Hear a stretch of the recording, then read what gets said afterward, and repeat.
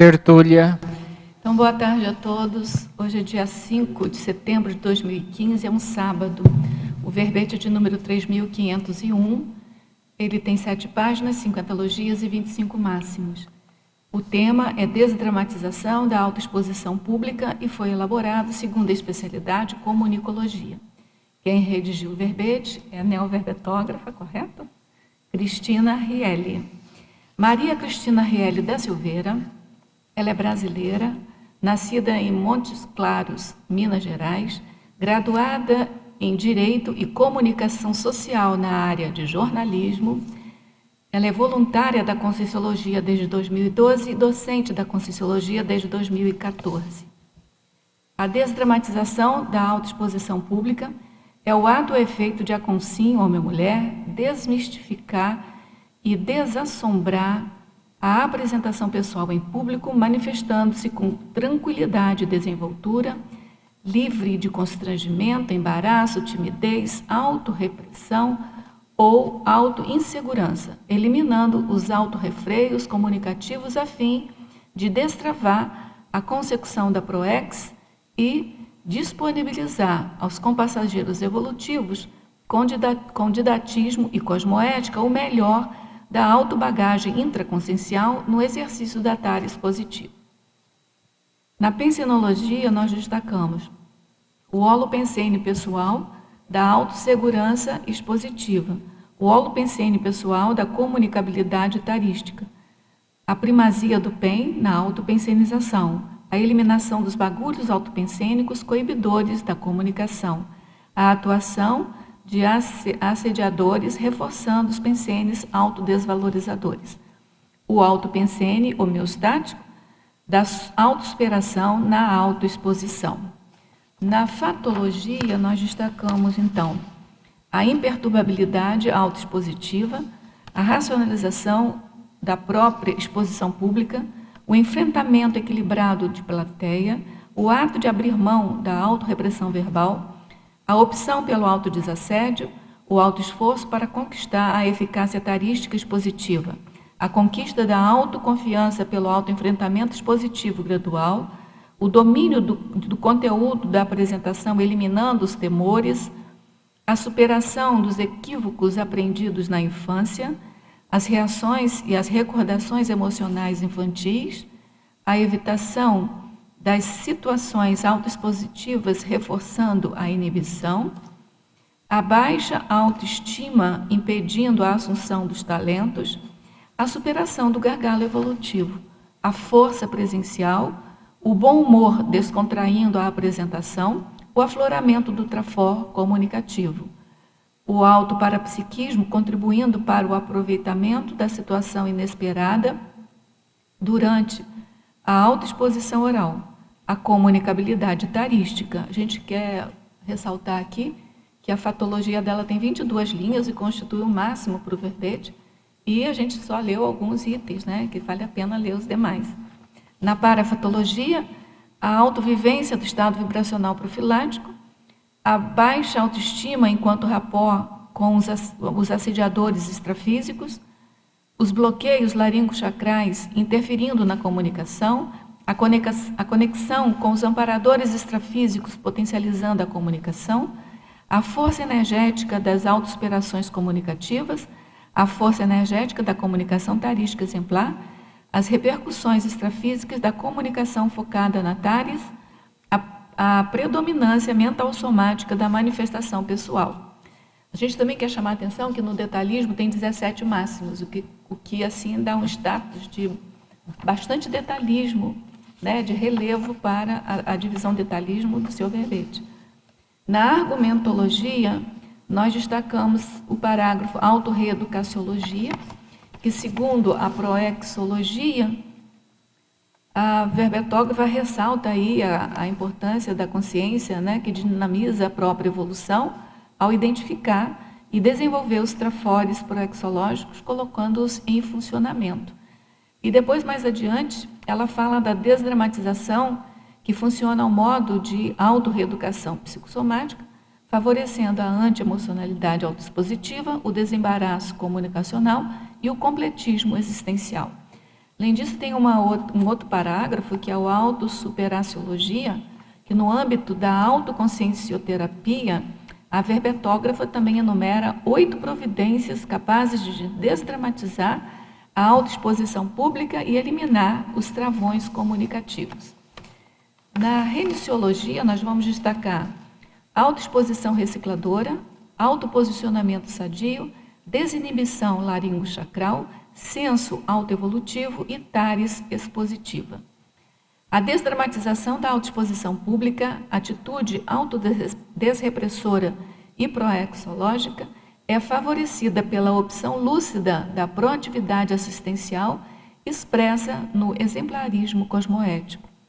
Na questionologia, então, como encara você a autoexposição pública? Na escala de 1 a 5, em qual nível de desembaraço comunicativo se encontra? Empreende algum esforço para a evolução da performance pessoal? Na filmografia específica, a autora contribui com uma fonte de referência e na bibliografia específica, ela contribui com 5 fontes. Vamos agora ler a mega-análise elaborada pela equipe de mega-análise da Enciclo Sapiens, que é constituída por Ana Maria Rocha, Marilene Raganin e Socorro Frazão. Tares, desdramatização, timidez, angústia, ansiedade, psicossoma, insegurança, sobrepairar, linearidade, conviviologia, autoexposição, laringochakra, desmistificação, comunicologia, racionalização, autossuperação, autodesrepressão, autoenfrentamento, autodesassediologia e anti-emocionalidade. Cristina, a gente sempre faz uma primeira pergunta antes de começar o debate propriamente dito, que é o motivo pelo qual você resolveu fazer esse verbete. E outra coisa também que eu gosto de saber e de perguntar, para dividir, né, a experiência, é se durante a elaboração do seu verbete, se caíram fichas, como é que foi elaborar o verbete nesse assunto para você? Ok, boa tarde a todos. Antes de mais nada, eu quero agradecer a presença dos tertulianos, dos teletertulianos, né, que estão assistindo online, e dizer que para mim é uma satisfação muito grande estar aqui hoje apresentando meu primeiro verbete, porque isso significa, para mim, uma autossuperação de um problema que eu venho vivenciando há anos, que é a autorrepressão verbal, o medo de falar em público, a inibição laringochacral. E esse verbete, o tema, ele foi escolhido a partir da minha autopesquisa. Em 2012, eu comecei a fazer um curso, né, para aprender a fazer uma autopesquisa técnica. E aí, a partir desse verbete, eu escrevi um artigo que foi publicado na revista Consciência, que era sobre a autodesrepressão verbal. E aí, no processo do devagar e sempre, da ação pelas pequenas coisas, de me colocar publicamente devagar, até ir conquistando a autoconfiança expositiva, eu compreendi que eu já estava preparada para vir sentar nessa cadeira e apresentar um verbete. Para isso, nada mais óbvio assim que eu escolhi um tema que eu já estava, de certa forma, dominando. Porque, na verdade, eu estou num processo de autossuperação. Há uma gradação, eu ainda não superei totalmente. Mas já desdramatizei o bastante para poder apresentar seminário, dar palestra, já estou na docência. E estou hoje aqui apresentando o meu verbete. E espero poder contribuir, através da minha experiência pessoal, da força energética que isso traz, contribuir para aquelas pessoas, né, para a superação, para aquelas pessoas que, porventura, tenham o mesmo problema. Porque para isso serve, né, a troca de experiências, a convivialidade sadia, porque ninguém evolui sozinho. E quando você, na convivência, você troca com o outro, cada um mostrando o que tem de melhor e o que conseguiu superar, isso é exemplar. É que nem a cosmoética, né? Eu costumo dizer que a cosmoética é uma elegância exemplar. Então, a gente precisa viver com elegância cosmoética exemplar. Então, é por isso. Nós é que agradecemos a você.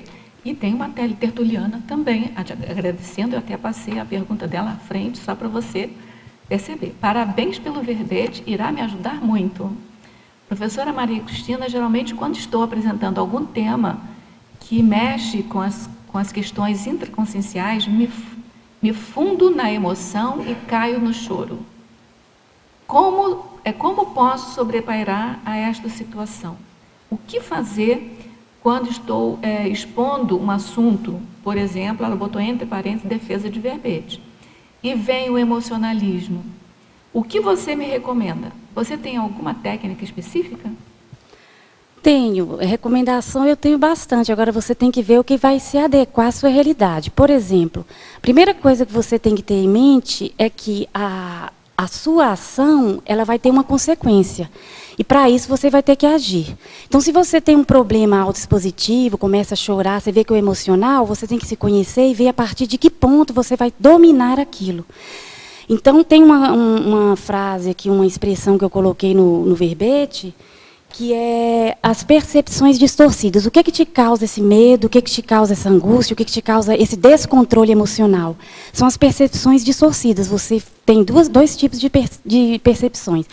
As distorções de probabilidade e as distorções de severidade. A de probabilidade é aquela que você exagera naquilo que vai acontecer de ruim. Por exemplo, no meu caso, eu ia fazer uma apresentação pública, eu pensava, nossa, vai me dar branco, eu vou passar o ridículo, não vou saber responder. Aí daí começava uma bola de neve, eu começava a tremer, eu não conseguia raciocinar, eu fechava minha mente para possíveis insights dos amparadores, eu estava muito focada em mim mesma e esquecia da situação em volta. Então, você tem que sair de dentro de você e começar a pensar no outro e na situação à sua volta. O que você pode fazer na situação para contribuir, para dar a sua experiência, fazer o esclarecimento? Segunda coisa é a distorção de severidade. Ainda que ocorra uma coisa realmente ruim, você exagera que a consequência vai ser enorme. Eu estou aqui e não dessumei. Eu já apresentei palestra, já estive em São Paulo apresentando a minha autopesquisa e vi que eu não dessumei. Então, uma das coisas para desdramatizar é você começar a pensar que você não vai dessomar. E ainda que dessomasse, o que não é o caso, entende? Você, a consciência não morre, entende? Você continuaria suas experiências em outra dimensão. Então, assim, começa a desdramatizar. Quando vierem as minhocas na cabeça, você começar a pensar, vai me dar branco, eu vou tremer, não vou saber falar. Você assuma o controle, que é para isso que nós existimos. Porque se você não fizer isto, ninguém vai fazer por você, entendeu? Não tem varinha de condão, não tem um terapeuta que vai te dar as respostas prontas. Depende de você assumir a responsabilidade da sua própria evolução. No meu caso, isso aqui era um travão para mim. Se eu tenho uma facilidade comunicativa e não estou usando, a melex, melancolia extrafísica, ela é uma realidade e o tempo está passando.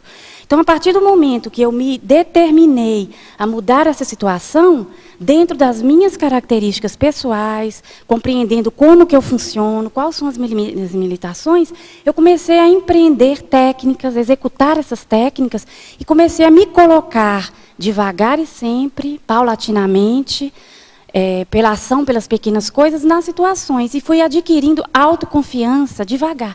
Então, você tem que adquirir autoconfiança a partir da experimentação. Então, minha recomendação é faça e mude a sua manifestação. Na hora que você estiver fazendo, mude a sua reação. É uma outra coisa também que eu uso comigo, né? Quando eu tenho assim, receio de dar branco, até hoje eu faço isso, eu escrevo. Eu escrevo e fico como se fosse uma colinha para mim. Às vezes eu nem preciso usar, mas quando eu preciso, eu fico tranquila comigo, né? Então não me dá um branco emocional, entendeu? Acho que isso é uma boa saída também. A verbetógrafa, a professora Maria Cristina, Fatologia, página 2, 9ª linha. Quanto à superação dos equívocos aprendidos na infância, quais são alguns deles? Você sabe que quando a gente ressuma, a gente tem 3 influências poderosas, né? A genética, que é a herança dos pais, a mesologia, que é a herança do meio, da família, da escola, da cultura, e a paragenética, que é a herança de si mesmo. Quando você está ressomada recentemente, você está na infância, você está muito restringida. Então, mais facilmente ainda, você vai sofrer essa influência e você vai reaprender, muitas vezes, informações equivocadas. Por exemplo, tem aquela frase assim, se você não fizer certo, não faça. Se você vivencia quer dizer, e a gente sabe que na humanidade está cheio de exemplos de tentativas e erros. Se descobriram grandes coisas através de tentativa e erro. Quem tem medo não faz nada na vida. Quem não tenta e não erra, não vai saber como que é o fazer o correto. Então, assim, esses equívocos são naturais, fazem parte da ressoma. Todo mundo vai ressomar e, dependendo do meio, vai ter os ensinamentos, né, da família, dos grupos em que vive, da cultura. Agora, você tem que superar, porque você tem que se servir da sua paragenética. A sua paragenética é aquela herança da consciência antiga, a consciência que passou por várias vidas, que teve várias cicatrizes, que aprendeu muita coisa, fez muita bobagem, mas também teve muitos acertos. Então, você vai usar esta força paragenética que você tem para saber superar aqueles equívocos que te ensinaram errado. Como, por exemplo, essa frase que eu citei, como, por exemplo, aquela educação repressora que te ensinou que você não poderia ter opinião, que você poderia correr o risco de ser desaprovada. E qual é o problema? Né? A desaprovação faz parte da vida. Ninguém é uma unanimidade em nada. Ninguém agrada a gregos e troianos, e ninguém vai ter a aprovação de todo mundo, e por isso você não vai deixar de viver. Então, eu acho assim, a pessoa deve começar a pensar por isso e começar a superar todas aquelas informações erradas que teve. Olha, de antemão, eu já digo para você o seguinte: você estaria lesando toda a humanidade se você não colocasse a sua autoexpressão para fora. Ela fala divinamente bem, não é? E tem, assim, bastante conteúdo interessante para colocar. Então, a gente agradece mais uma vez, tá, Cristina?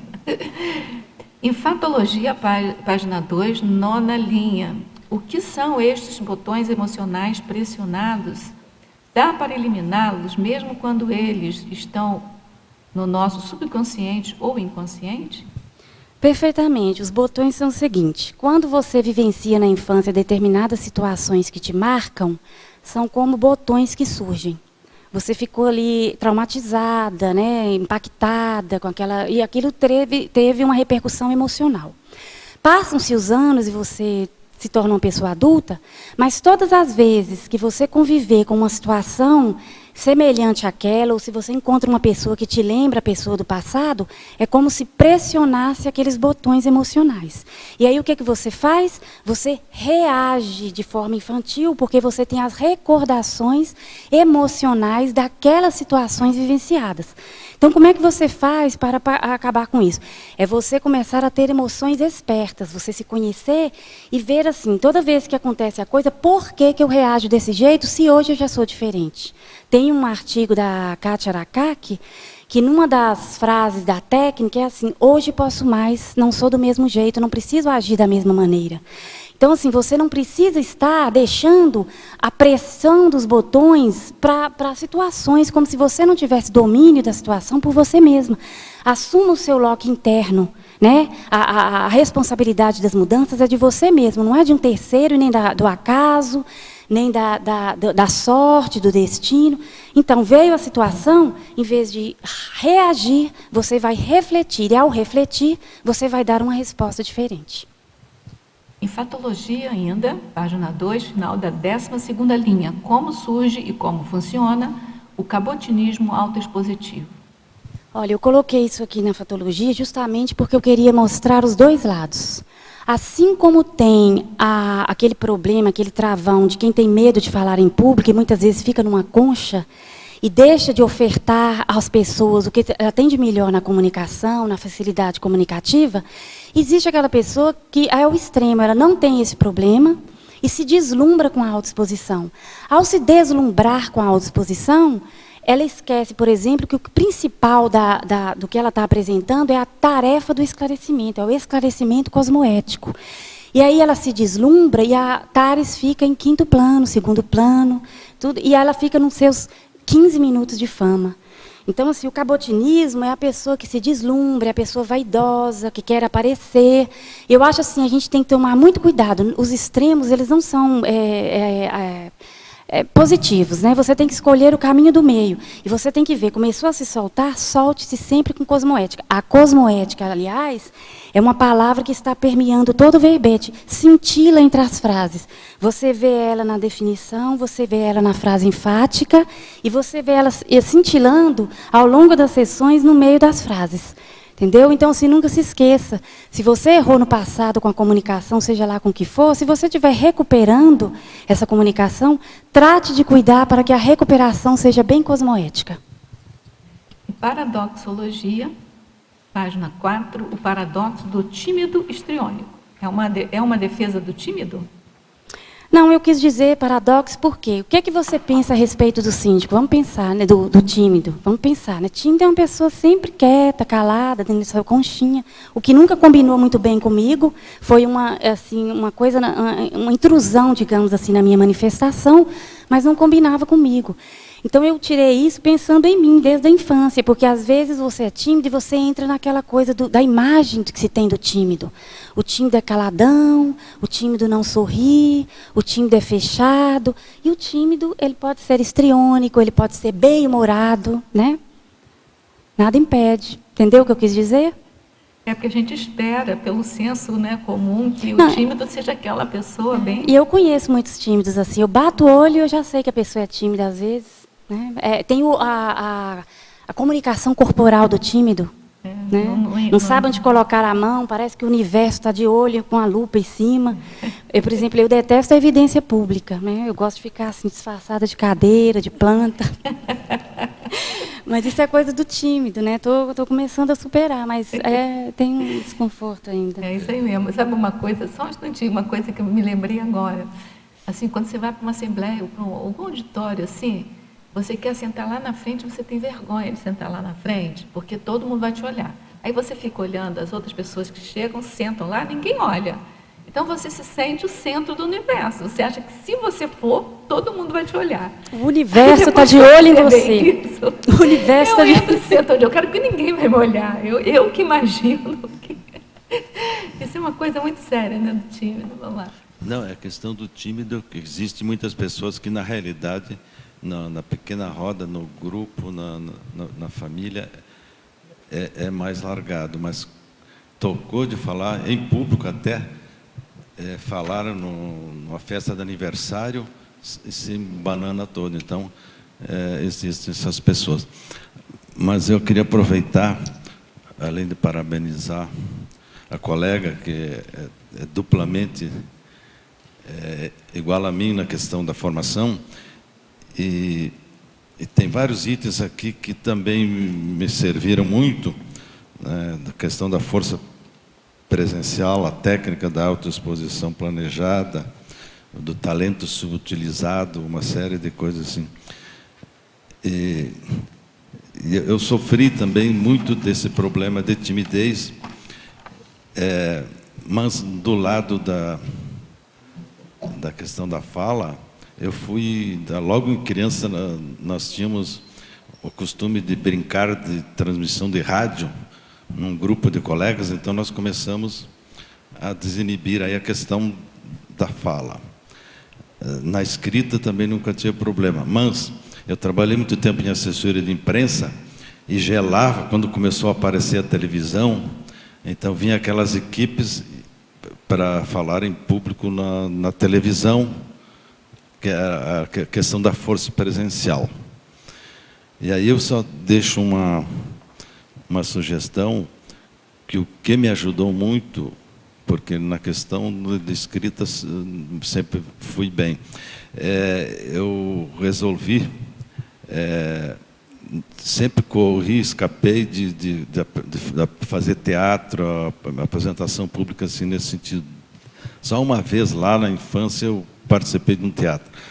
Mas ultimamente, a questão que ajudou muito a essa desinibição foi uma oferta que me fizeram de fazer um curta-metragem.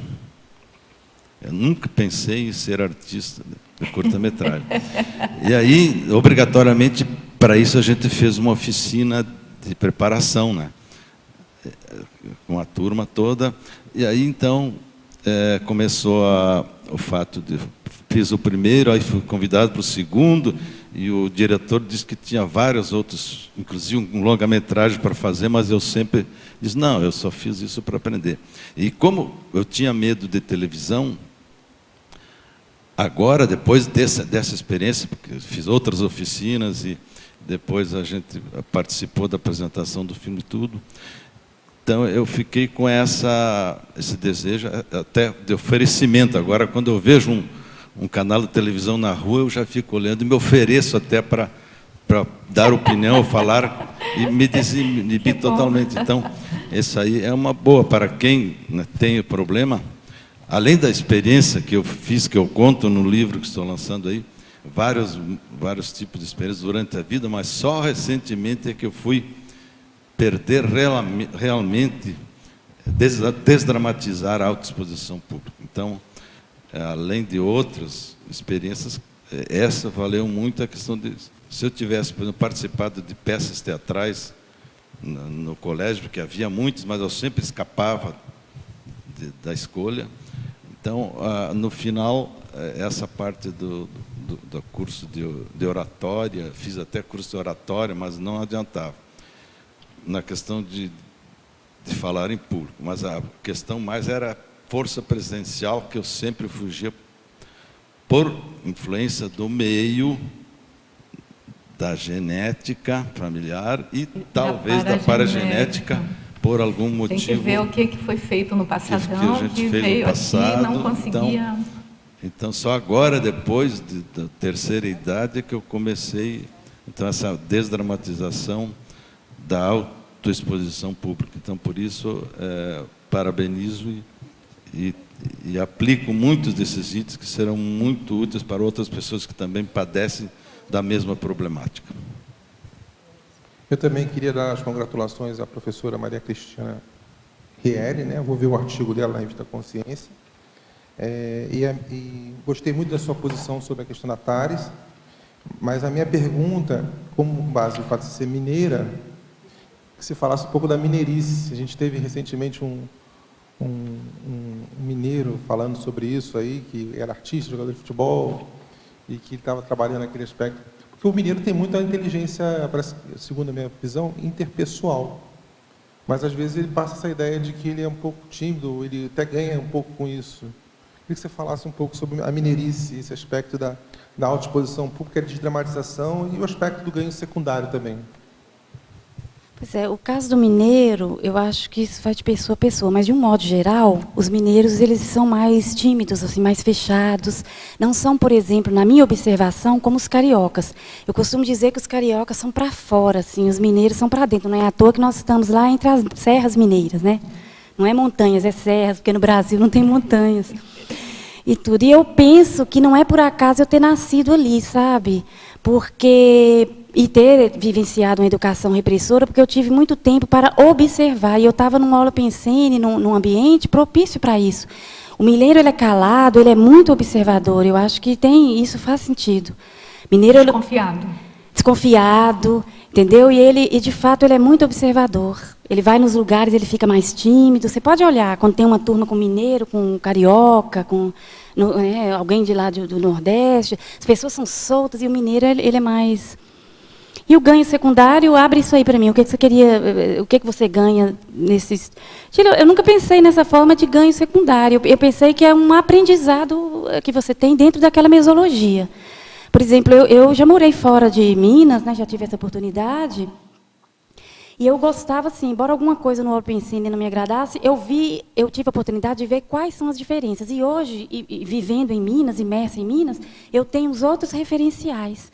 Então, assim, embora eu esteja naquele ambiente, naquele Open Cine, eu sei o que é igual a mim e o que eu sou totalmente diferente e que eu observo que eles têm. Pronto, eu acho que é isso. Você vive nos ambientes e convive com eles de forma que você sabe o que é seu, o que não é, e o que não é não precisa estar igual a eles. Entendeu? É autocrítica, né? Tem que ter. Querida Cristina, ela é mineira também. Na sua experiência de desenvolvimento da autoexposição pública, os seus autocuidados disciplinados com soma influenciam na sua autoconfiança e performance energética na TARES expositiva? Olha, eu acho que tudo tem a ver, né? Porque nós vivemos no holossoma, a gente tem que cuidar, né, do soma. Eu sempre falo isso, do energossoma, do psicossoma, do mentalsoma. E eu sempre falo lá para o pessoal que a gente recebe um corpo quando nasce e você tem que garantir que esse corpo não vai te dar trabalho, né? Então, assim, eu estou me manifestando, eu preciso deste corpo aqui nessa dimensão. né? Estou na dimensão intrafísica e meu corpo é esse veículo que... Então, assim, se eu trato esse veículo de forma me alimentando mal, detonando as minhas células, o meu estômago, ele vai começar a me incomodar, entendeu? Então, assim, quando hoje, por exemplo, eu vinha para cá, eu me alimentei da forma frugal, né, que o meu estômago aceita, que eu recebi um soma que tem essa limitação. Trouxe as minhas frutas, né? Assim, fiz toda a coisa de forma que o meu estômago e o meu soma não me incomodasse. Eu não estou aqui para ser incomodada pelo meu soma. Eu estou aqui para passar uma experiência. E essa experiência eu só posso passar estando na intrafisicalidade por meio desse soma. Então, assim, eu trouxe minha água, eu procurei dormir, né, as horas de sono necessárias para minha, né, para o meu soma, me alimentei de forma muito saudável. Estou aqui, o meu sono não está me perturbando. Então, assim, como ele não está me perturbando, não é mais uma coisa a entrar na minha cabeça como minhoca. Nossa, meu estômago está doendo, não estou legal, minha cabeça está assim. Então, assim, eu estou tranquila, no entanto, não estou tremendo, que não é o meu comum, para poder me dedicar a fazer a tarefa do esclarecimento. Então, eu acho que tem sim a ver. E aí eu faço a pergunta para você, como você anda cuidando do seu soma? Professora Cristina, estrangeirismologia, página 1, segunda linha. Por que a evitação do learning helplessness? A evitação do learned helplessness, você pode traduzir como impotência aprendida ou desesperança aprendida. Quando você faz uma conexão entre o comportamento e a consequência, você começa a aprender a ter domínio sobre o ambiente. Então, por exemplo, um livro de psicologia que eu consultei, só para abrir o leque aí para você, pegaram bebês de 2 meses e colocaram no berço e no travesseiro colocaram um botão que controlava um mobile sobre o berço. Então, eles perceberam, eles aprenderam que se eles movimentassem a cabeça, o mobile se movimentaria. Então, eles riam, eles persistiam naquele comportamento, eles emitiam sons, porque eles estavam motivados, porque vendo que a ação deles tinha uma consequência. Então, assim, quando a criança percebe que a ação dela tem uma consequência, uma interferência na consequência, ela se sente motivada e ela age. Agora, quando a criança acha que aquilo não depende dela, ou que é uma coisa que ela não tem controle, como uma falta de habilidade e tudo, ela desenvolve uma impotência que é aprendida. Então, por exemplo, se você pega um grupo de crianças, você divide e dá uma tarefa e elas não vão muito bem na tarefa, aí você dá um feedback. Isso também influi na impotência aprendida. Para aquele primeiro grupo, você diz assim, olha, você não foi bem, errou. Para o segundo grupo, você diz assim, olha, você não foi muito bem porque você não foi muito clara, ou você não teve a letra muito legível. Esse segundo grupo vai entender que faltou um esforço, que ele vai poder fazer uma letra, né, uma escrita mais clara, e tudo, ele vai se esforçar, e ele vai agir, e ele vai atuar, e vai modificar aquilo. O primeiro grupo, que simplesmente recebeu aquele feedback, você errou e pronto, vai estar desmotivado, vai estar impotente, não sei, começa a tentar e para. Isso acontece com muitos de nós ao longo da vida, sobretudo nas influências mesológicas. Você recebe recados errados e se sente impotente. Então, eu digo isso para as pessoas que têm timidez, que têm medo de falar em público, você não tem a impotência. Você talvez tenha aprendido essa impotência. Então, você pode perfeitamente controlar e dominar esses sintomas que vêm, inclusive somáticos, de tremor, de sudorese, de taquicardia e tudo, a partir do autoconhecimento e da sua decisão. Então, assim, você decide. It's up to you, né? Então... Em sinergismologia, página 2, final da primeira linha, gostaria que explicasse sobre o sinergismo retilinearidade pensênica autoenfrentamento. Olha, quando você não tem retilinearidade pensênica, as minhocas tomam conta da sua cabeça. Eu vou falar bem claro para a pessoa entender. Quando você tem retilinearidade pensênica, você tem um pensamento reto, focado, e você não vai se dispersar, e você não vai deixar que aquelas coisas próprias, né? Quem tem e vivencia o medo de falar em público sabe perfeitamente do que eu estou falando. Então, vai deixar aquilo entrar na sua cabeça, e aí você... Qual era a... Sinergismologia é a retilinearidade pensênica autoenfrentamento. Pois é, autoenfrentamento. Então, a partir do momento que você conquista essa retilinearidade pensênica, como é que você faz isso?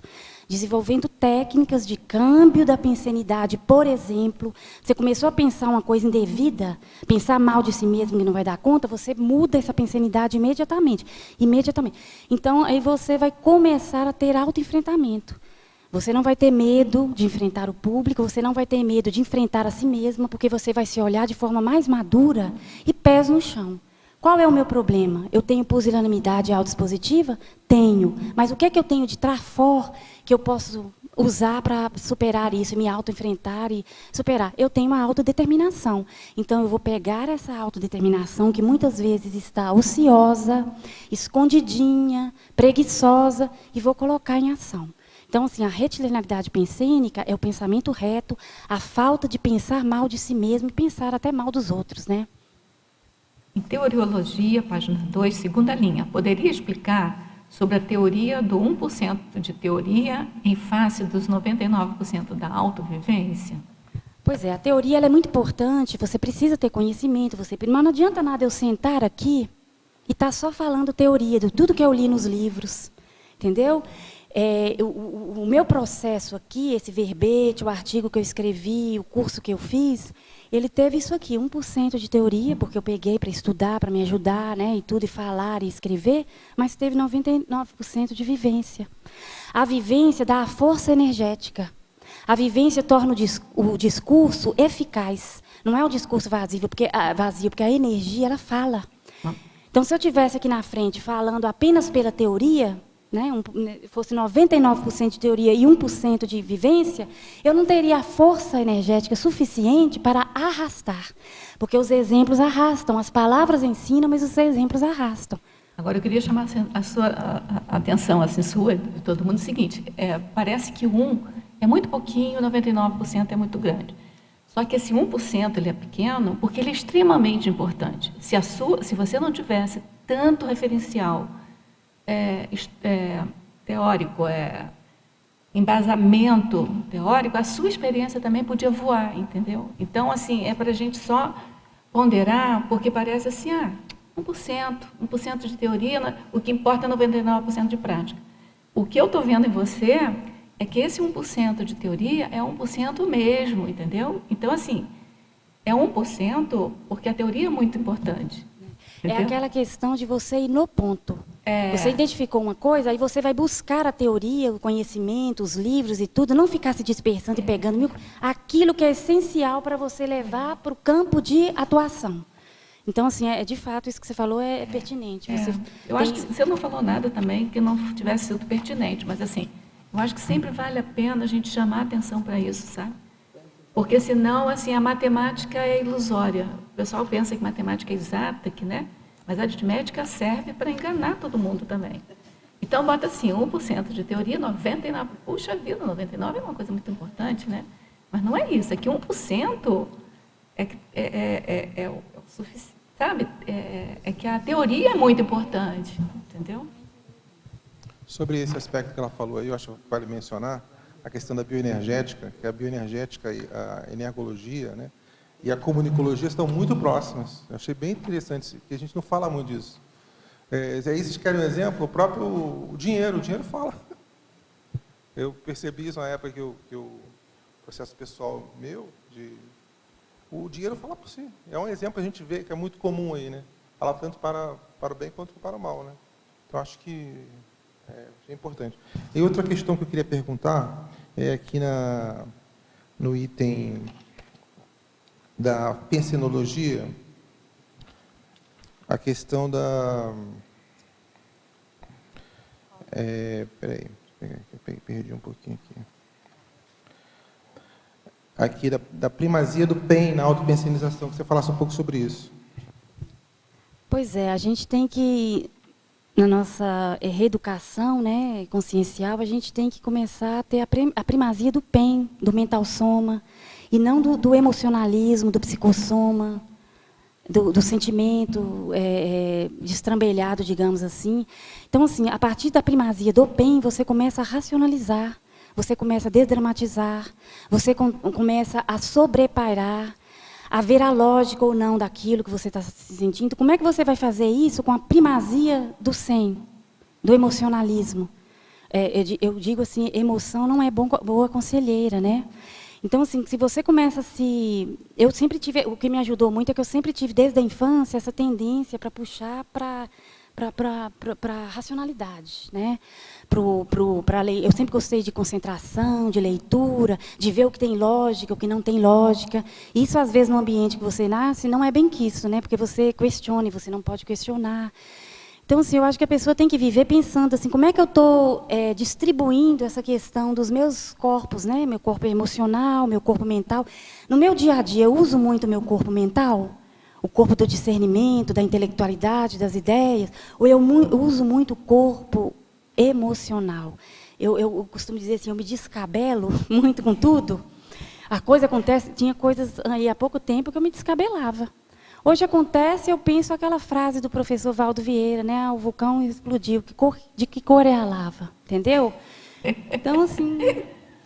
Eu vinha para cá e estava começando a startar o meu botão, que ia começar toda aquela ansiedade. Eu falei, não, né? Não vou retroceder, estou num caminho, estou aqui tranquila. Até agora estou muito bem tranquila. Não está tremendo, não. Só na estrangeirismologia, até complementando isso, você fala na terceira linha lá, desenvolvimento das habilidades ou das communication skills. Seria o quê? É essa que você falou, concentração? Não, as habilidades comunicativas, né? Tem uma inteligência comunicativa. Às vezes você tem uma facilidade de encadeamento lógico, de clareza. Né? Não é todo mundo que vai se comunicar que consegue ter esse encadeamento lógico, essa clareza. São habilidades comunicativas. Então, você sabe que tem um talento comunicativo se você percebe desde a infância e te dão os feedbacks que você tem essa capacidade de se comunicar de forma que você consegue acessar um número maior de pessoas, sendo didática, sendo, né, com encadeamento lógico. Uhum. Então, vamos lá. Verbetógrafa, estrangeirismologia, página 1, terceira linha. Poderia esclarecer o breakthrough laringochacral? É o seguinte, eu tinha um problema de, como é que eu vou dizer, inibição laringochacral. Né? Tem até um verbete, desinibição laringochacral. E, assim, quando eu era criança e fui alfabetizada, imediatamente a escrita fluiu naturalmente. Eu tinha uma facilidade enorme para escrever. E quem escreve bem, em tese, fala bem. Né? Mas acontece que com a criação, com a mesologia e tudo, houve um descompasso. E aí o meu laringochacra parece que ficou bloqueado. Quando eu comecei a trabalhar essa minha parte de ter que falar, no início eu não conseguia falar o tempo que eu estou falando aqui, sem água. Eu bebia litros de água, porque com 20 minutos de fala. Então, eu acho assim, com esse coisa, eu tive um avanço, um desenvolvimento laringochacral. Eu comecei a abrir o meu laringochacra. Né? Porque na comunicação, eu quero deixar isso bem claro, não adianta você se escreve bem, aí você se tranca no escritório e vai escrever, né? Mas e a vida? A inter-relação, a convivialidade, a tares expositiva, você tem que vir aqui falar, tem que dar uma aula. Então, eu tive que resolver essa parte. Então, estou resolvendo. Então, eu tive um breakthrough laringochacral, né? Um desenvolvimento, uma melhoria. Na Piscinologia, página 1, terceira linha, poderia exemplificar a eliminação dos bagulhos autopensênicos coibidores da comunicação? Quais bagulhos deveriam ser eliminados? Olha, bagulho tem que ser eliminado, né? Quase todos. Todos. Pensa bem, o que nós estamos falando aqui até agora? Né? Se você tem esse mesmo problema, você sabe. Você, um bagulho autopensênico. Eu não vou dar conta. Vai me dar um branco. Eu vou tremer. Eu não vou saber responder. Se eu não souber responder... Diz que não sabe responder. Diz que não sei, né? Eu vou resolver, eu vou pensar. Peraí, vou pensar um pouco e tal. Alguém ajuda para isso, tem aqui, entendeu? Então, assim, os bagulhos autopensênicos, seja na comunicação, né? Seja na comunicação ou em qualquer outra área, eles têm que ser eliminados. Então, cai naquela parte da retilinearidade pensênica. A retilinearidade pensênica não coaduna com bagulho autopensênico, com pensamentos autodesvalorizadores. A partir do momento que você tem pensamentos autodesvalorizadores, eles são bagulhos energéticos. Então, por aí eu acho que você entendeu qual é a resposta. Sinergismologia, página 2, terceira linha. Poderia discorrer sobre o sinergismo patológico, autoassédio, perturbabilidade autoexpositiva? Pois é, o que é o autoassédio? Vamos supor que eu tenho aqui a tertúlia, né? E aí eu começo a me autoassediar. Os dias vão chegando, eu começo a encher minha cabeça de minhocas. É aquilo que eu já repeti aqui algumas vezes. Não vou dar conta, vai me dar branca, blá, blá, blá, etc. Isso é um autoassédio, né? Perturbabilidade. Aí o que vai acontecer? Você vai começar a se perturbar. Até porque os assediadores adoram, né? Os assediadores, eu falo que eles são solidários. São solidários. Você está se autoassediando, ele vem e é solidaríssimo. Entendeu? Então, assim, isso vai desencadear um processo assim, que é um círculo vicioso. Você começa com um autoassédio, os assediadores entram em cena, e aí daqui a pouco você está tão perturbada que você não consegue fazer o que você veio fazer aqui. A gente tem que lembrar que os amparadores também são solidários. Né? Mas solidários. E aí a gente tem que mudar o bloco pensênico para eles virem, né? E a gente tem que conquistar a confiança dos amparadores, né? E conquistar a confiança de assediador é muito fácil. Eu entendi assim que você quis dizer que os assediadores são arroz de festa, né? Eles estão em toda... Tem a galera, eles estão com a galera. Não, e você fala assim, eu não vou dar conta, eles falam, claro que não vai dar. Acho melhor você nem tentar. Eles são solidários, são mais do que solidários. Aí encerrou o assunto, você vai continuar no mesmo patamar que você se encontra. Eles são na moda, eles vão na moda, eles vão no bolo, né? Entendi, muito bom. Não, mas eu acho que é interessante você pensar, né, que eles são solidários mesmo, são assim, motivadores, né, patológicos. Mas a gente pensar que se mudar o bloco pensênico, a gente vai ter a solidariedade dos amparadores, que também são motivadores, aí a gente tem mais força de vontade para fazer isso. E aí você sempre pensar, né, quem eu quero conquistar, amparador ou assediador? Eu me lembro do professor Valdo falando, né, falava que a gente tem que identificar os assediadores, né, mas eu disse, olha, melhor do que identificar os assediadores é identificar os amparadores, né? Se a gente está aqui, se a gente tem sensibilidade para identificar as iscas, né, a escagem, os assediadores, essa mesma sensibilidade a gente pode aplicar para identificar os amparadores, que é mais vantajoso, né? Isso aqui jamais esqueci. Vamos lá, tecnologia, página 3, primeira linha. Como funciona a técnica da autoexposição planejada e a técnica do câmbio da pensenidade? Pois é, aquilo que eu já falei um pouco, mas nunca é demais repetir, né? Eu usei essas técnicas no meu processo de autopesquisa, de autossuperação. A técnica da autoexposição planejada. Por exemplo, você tem essa dificuldade autoexpositiva. Então, você quer sair dessa, você começa a planejar a autoexposição. Vou falar hoje no meu grupo de trabalho, vou falar ali no voluntariado. E a técnica do câmbio da pensenidade. E essa técnica da autoexposição planejada também é ação pelas pequenas coisas. Eu não comecei me autoexpondo em grandes públicos, eu comecei em pequenos grupos, e aí eu fui adquirindo autoconfiança. E a técnica do câmbio da pensenidade, que eu já falei aqui, é aquela de você cambiar, mudar a sua pensenidade. Veio o pensamento autoassediante, né, autoassediador, você muda. Veio, pronto, você muda. Veio, você muda. Até que você vai internalizar, vai se habituar a mudar, e aí vai cada vez mais diminuir, você vai deixar de pensar mal de si mesmo. Na autossuperaciologia, página 6, poderia esclarecer e exemplificar o item 8, ridiculoterapia? Pois é, você sabe que o tímido, né, às vezes a pessoa fala assim, o professor Valdo falava muito isso, né, uma técnica para você se ver livre da timidez é você passar pelo ridículo. Quando ele falava isso, eu pensava, assistindo, falava, não, isso é loucura. Pois o maior medo da gente é passar o ridículo, é ser desaprovado, é ter alguma coisa errada, entendeu? Mas agora eu entendi muito bem isso. Você tem que eliminar essa bobajada do temor da desaprovação, de que um copo vai cair aqui, as pessoas não vão gostar de você e não vão te aceitar. Nada disso, a pessoa te aceita ou gosta ou deixa de gostar, não é porque você derrubou o copo, não é porque você fez alguma coisa considerada errada ali que a pessoa vai deixar de gostar. E é, inclusive, ter bom humor e descontração para, se cair um copo, se você fizer alguma coisa errada, você usar aquele bom humor e pronto, o ridículo acaba, gente, entendeu? Então, é perder o medo. Ridiculoterapia, dê a sua cara, a tapa, apareça, derrube o copo se for preciso. Aconteceu alguma coisa, o microfone aqui não funcionou, você olha, desculpa, vou pegar outro microfone. Nada disso, as pessoas não vão deixar de gostar de você por causa disso. Coloque isso na sua mente. Professora Maria Cristina, Fatologia, página 2, quinta linha, de baixo para cima. você fala do bom humor descontraindo a apresentação. Na trinomiologia, são três itens. Você quer que eu fale uma de cada vez? Eu vou ler tudo para ver se tem algum link, tá? Não, ela pede para fazer ponte com o tema do verbete, mas são separados. Eu vou ler tudo, depois eu volto um a um. Então, na fatologia é isso, tá? Do bom humor descontraindo a apresentação. Na trinomiologia, página 4, final da terceira linha, trinômio bom humor, desdramatização, desassédio. E na autossuperaciologia, página 6, item 5, no exemplarismo, a opção pela comunicabilidade cosmoética com autenticidade, empatia e bom humor. Você pode fazer a ponte com o tema do verbete? Então, são 3 itens sempre falando com eles têm a ver, humor. né? Tem. Olha só. Você quer que eu fale um de cada vez ou você já... Não, eu acho que eu já peguei. pegou Assim, tudo? o bom humor Então tá bom. descontraindo a apresentação. É aquilo que eu acabei de falar aqui, né? Você usa o bom humor.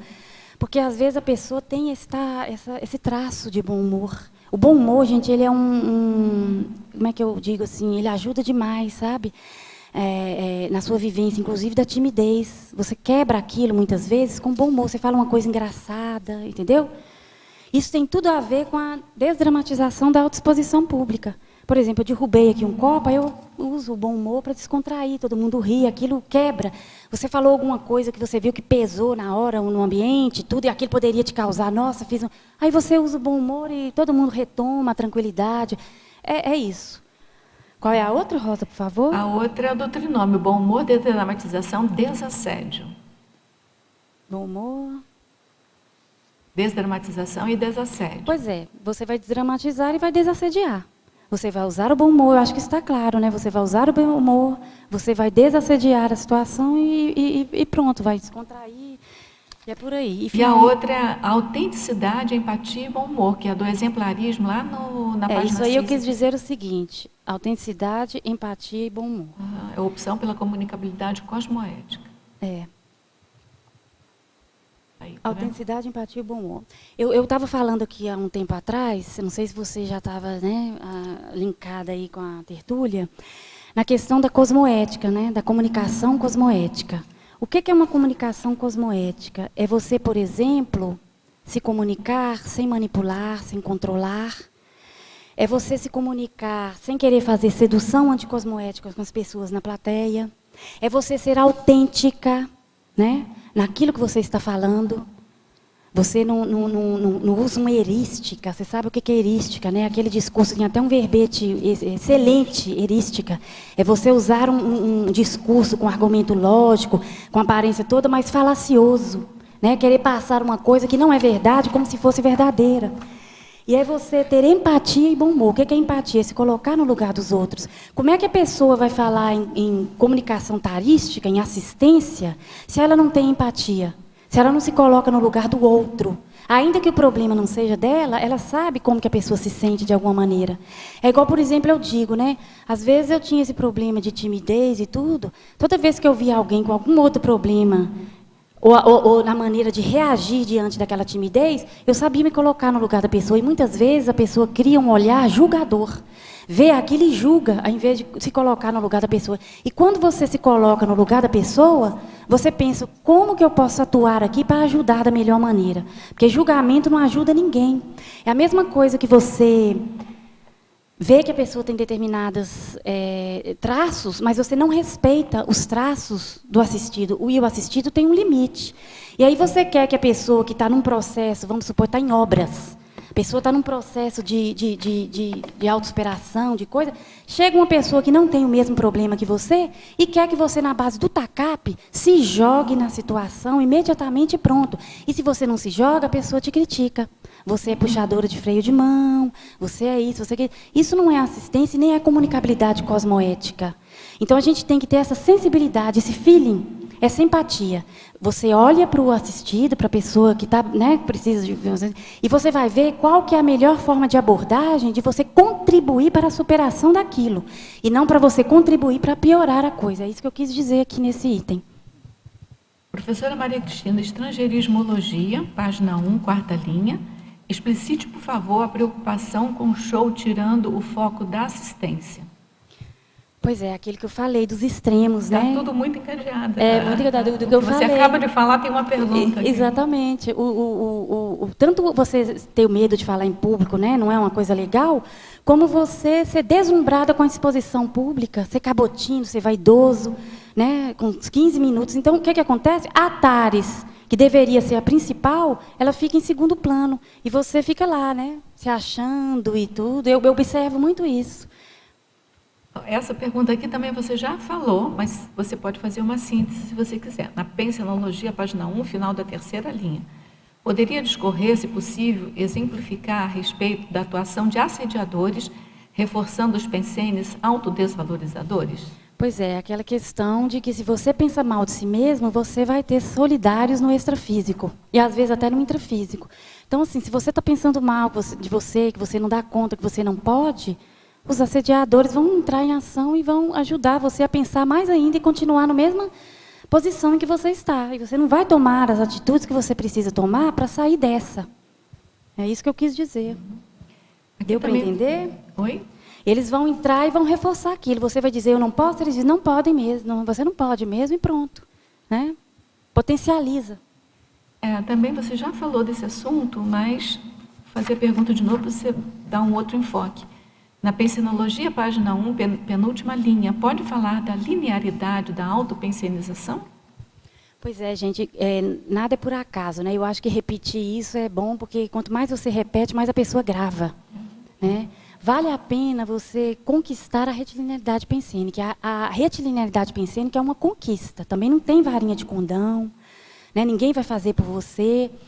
E aí, quando eu fui fazer minha autopesquisa, eu fui fazer uma técnica chamada pensenograma. Tem um artigo, né, escrito pela Juliana Carvalho. Foi uma das melhores técnicas que eu apliquei, inclusive, para me ajudar a ter mais retilinearidade pensênica no que se refere a pensamentos autodesvalorizadores. Quando eu usei o pensenograma, que eu comecei a decompor o pensamento, o sentimento e a energia dentro de um contexto das situações, eu comecei a perceber a quantidade de bagulhos autopensênicos que eu tinha, a quantidade de pensamentos inúteis e a quantidade de pensamentos autodesvalorizadores, que eu não podia, eu não dava conta. Eu perdi várias oportunidades, eu recusava muitas coisas, porque eu não vou dar conta, entendeu? Então, assim, isso que eu digo é a retilinearidade. Ao perceber isso, né, registrar e começar a perceber, eu comecei a usar técnicas. Técnica do câmbio da pensenidade, né, mudar a pensenidade e tudo. E aí eu fui vendo, quando eu ia registrar em casa à noite, eu chegava, porque eu andava com essas fichas para todos os lados. Quando eu chegava em casa à noite e ia registrar, só de sentar e colocar no laptop lá, eu começava a ver a mudança que ia, sabe? Na hora que eu ia fazer a observação, que tinha um campo lá, do que eu estava começando. Eu estava começando a ficar mais linear no meu pensamento, porque eu estava caindo a ficha, eu estava me dando conta da quantidade de bagulhos autopensênicos que eu tinha. Então, espero que tenha ficado claro para você. Claríssimo. Na Pensenologia, página 1, penúltima linha, como propiciar o autopensênio homeostático da autossuperação, da autoexposição? Olha, quando você supera uma coisa, você cria aquilo que eu falei no início, daquela energia, né, que você tem, saudável e tudo, que é a força energética daquela vivência que você teve de autossuperação. Quando você começa a se autoexpor e começa a ver que aquilo está dando certo, que aquilo está mudando você, você chega nos lugares, aquilo tem uma força energética, e aquilo tem uma homeostase, e aquilo se reflete na sua... As pessoas olham para você, ainda que de forma... sem perceber aquilo, na palavra não é sem perceber, inconscientemente, elas veem que tem alguma coisa diferente. E o que é esse diferente? É a força energética da superação que você fez através da vivência.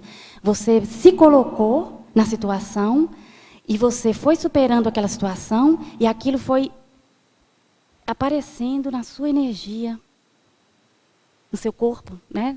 Deu para entender?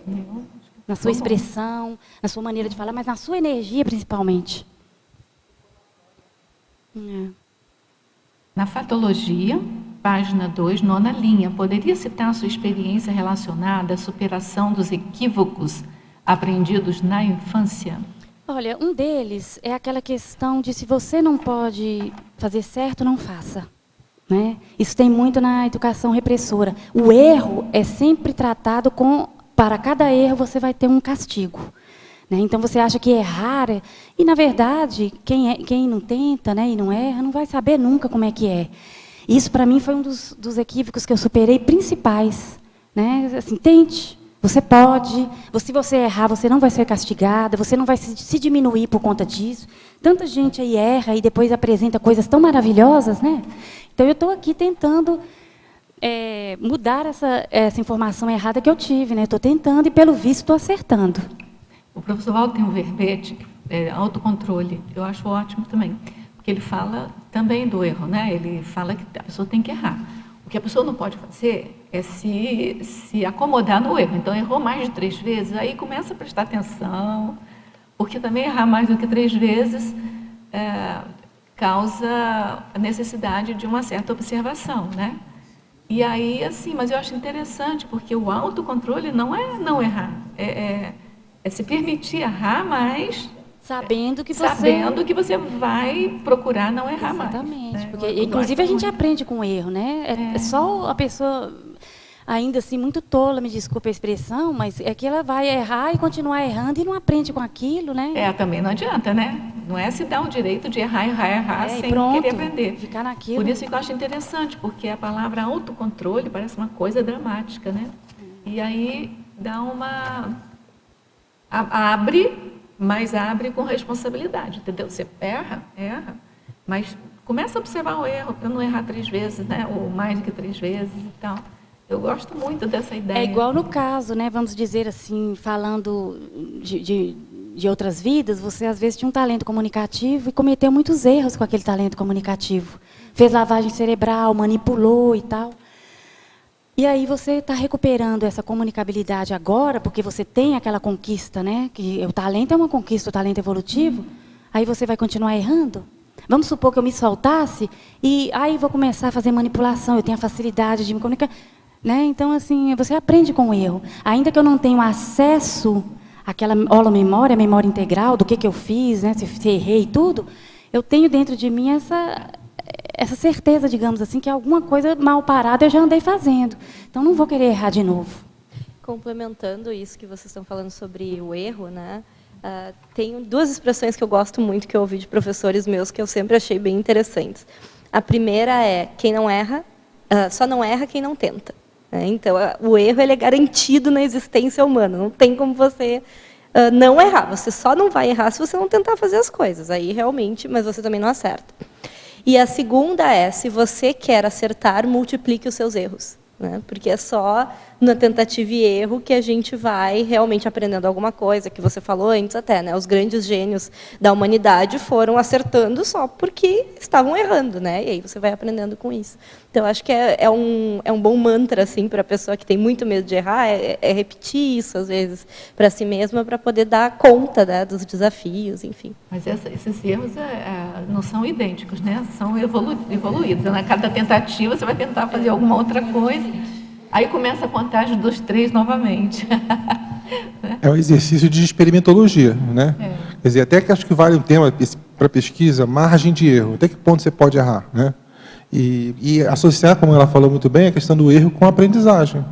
Não o erro com a recalcitrância. Você está falando, eu estou me lembrando de outra metáfora que o professor Walter também sempre falava, que os amparadores perdoavam a gente 3% dos erros. Entendeu? Então, assim, ele não... Você erra uma vez, erra outra, aí daqui a pouco, quando você insiste naquele erro, mas não é o erro experimental que você está falando, não, tá? O erro que ela está falando é de experiência, cada experiência é uma, né? Mas, assim, se você insiste em determinado erro, o amparador vai embora. Né? Então, Saia francesa, né?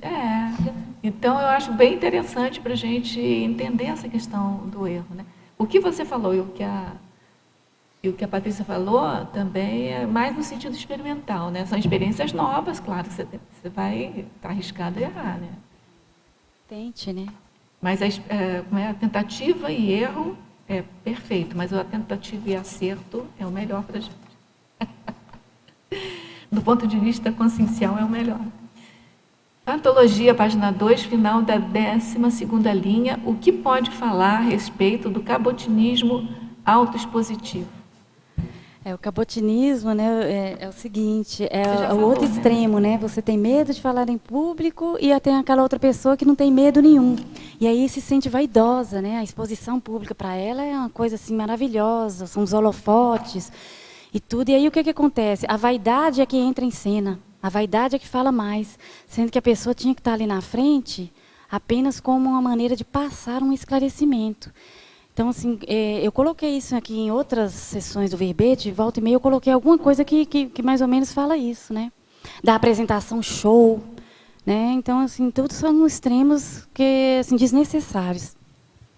Professora Cristina, eu e meu irmão fomos reprimidos pela educação rígida aplicada pelo nosso genitor, de forma doentia e inconsciente. Por acaso, você também sofreu esse tipo de repressão familiar? Se você fica à vontade, se quer falar. Não, claro, aqui não é com cobaia, né? Eu acho que dá. Se eu estou aqui...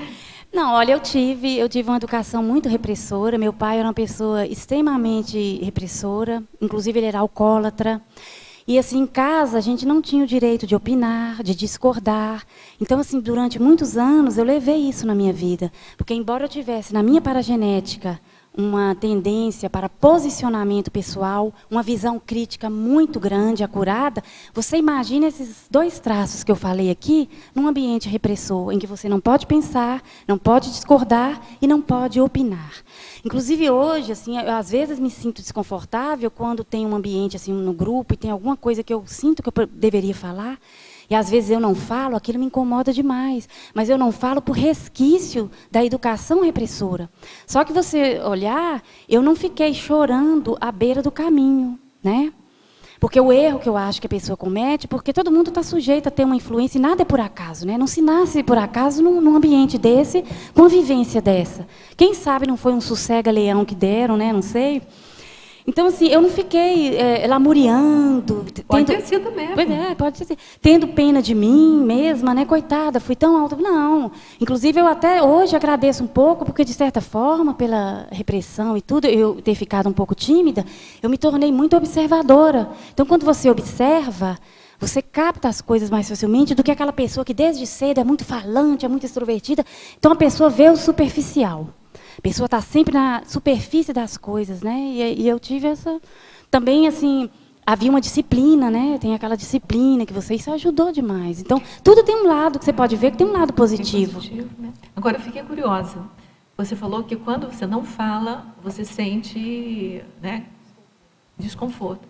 Como é que você vê a omissúper, ou seja, a omissão superavitária? Faz parte da TADES. Faz parte. Como é que você está vendo esse movimento?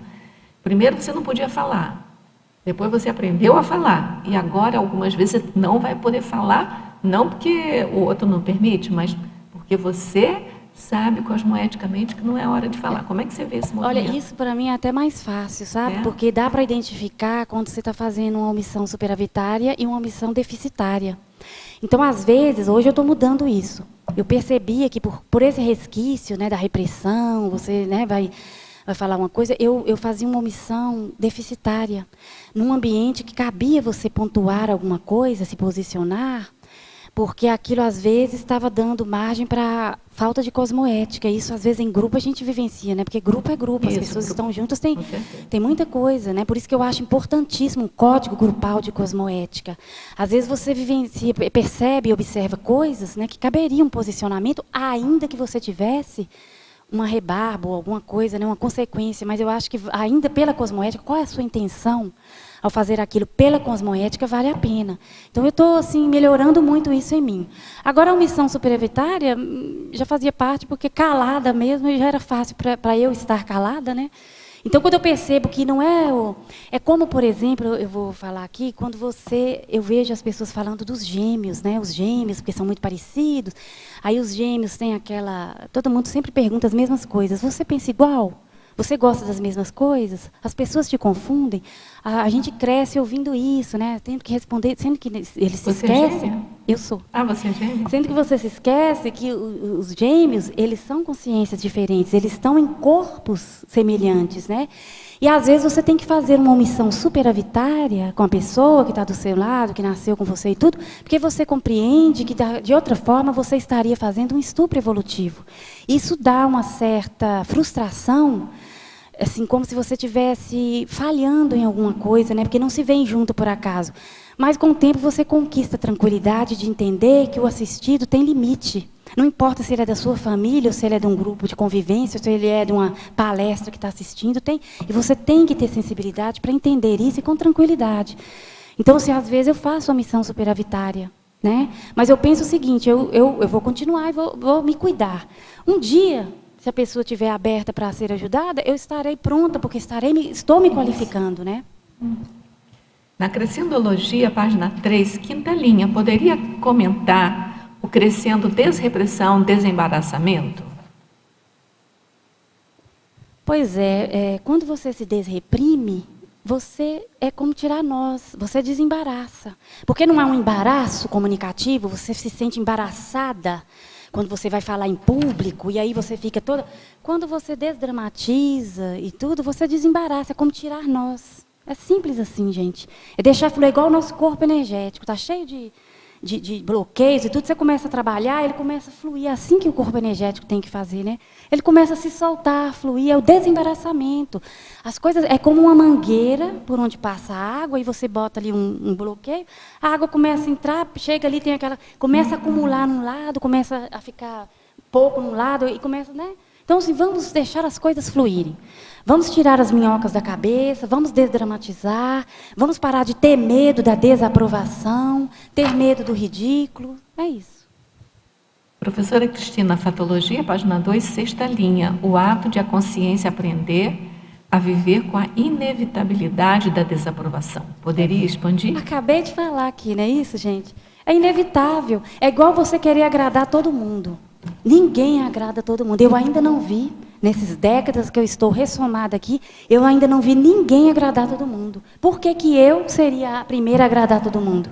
Então, assim, só de aceitar essa realidade, já é meio caminho andado para fazer minhas autossuperações. Deu para entender? Espero que sim. Deu sim. Eu não sei se você já comentou na página 2. Está desligado, você liga. Não, está ligado. Agora tá. Na quinta linha, o afloramento do trafor contra a segurança expositiva. Você já falou? Quinta linha de onde? Da fatologia? De baixo para cima, sim. Espera aí. Do trafor comunicativo. Eu vou dar meu exemplo, tá? Por exemplo, eu observo, assim, pela minha vivência, pela minha vida desde a infância, que eu tinha um talento comunicativo. Eu tinha uma facilidade de me comunicar, né? Não só na escrita, como na fala. Só que esse trafor ficou ocioso. Porque eu fiquei com essa coisa da autoexposição pública, o medo de falar em público e tal. E aí eu não coloquei para fora, eu não usei. E a gente vem para cá, na vida intrafísica, com uma programação existencial para a gente usar os nossos talentos evolutivos, no caso, o trafor. Quando eu comecei o processo de autoconhecimento, de autopesquisa, né, de autossuperação, esse trafor começou a aflorar, ele sempre esteve ali. Então, por exemplo, agora, há 2 anos eu não falava com essa naturalidade que eu estou falando aqui, porque eu estava tão preocupada com o tremor, com a taquicardia, entendeu? Então, assim, está aflorando. Ele já existia, foi uma conquista minha de outras vidas, e agora ele está aflorando. Mas a partir de um processo de autoenfrentamento, né? Uma reciclagem mais profunda. Eu fiz porque é a questão assim, do autodiagnóstico, né, que tem lá na consciencioterapia. Aí você diagnostica aquilo, faz o autoenfrentamento, faz a autossuperação e, como consequência, a reciclagem. Isso aqui, para mim, é uma reciclagem. Quantas oportunidades eu perdi? Eu ainda sou uma pessoa da discrição, né? Eu sou dos bastidores, eu não sou dos holofotes. Eu geralmente sento mais atrás e tudo isso. Isso me parece que vai permanecer ainda um bom tempo na minha manifestação. Mas pelo menos. Mas como você se sente assim? Fazendo isso? Sim. Não, nessa parte aí eu acho que é natural. Tá natural. Né? Você senta atrás, você não vai deixar de ouvir. né? Você vai ouvir do mesmo jeito e tudo. Não tem, eu acho que isso aí é de uma característica que não está muito ligada à dificuldade comunicativa, à timidez. Eu gosto de, né, ficar sentada, eu gosto do silêncio, eu gosto da concentração. Certo, obrigada. E na página 2 ainda, na parafatologia, a última linha, a predominância mental-somática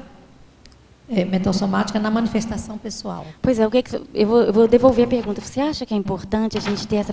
Você acha que é importante ter uma predominância emocional na manifestação ou mental somática? Claro que é mental somática. E isso aí você vai conquistar, né? Você vai fazer por onde? O mental soma, racionalizando, se intelectualizando, o gosto pelo conhecimento, pela leitura, pelo saber, pelos estudos, pela pesquisa, pela escrita.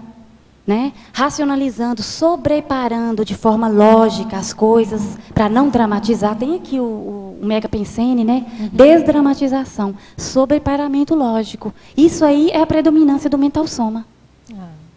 Gente, a Keiko lembrou aqui de um verbete que tem a ver com essa questão que você falou, de a gente não conseguir agradar a todos, né?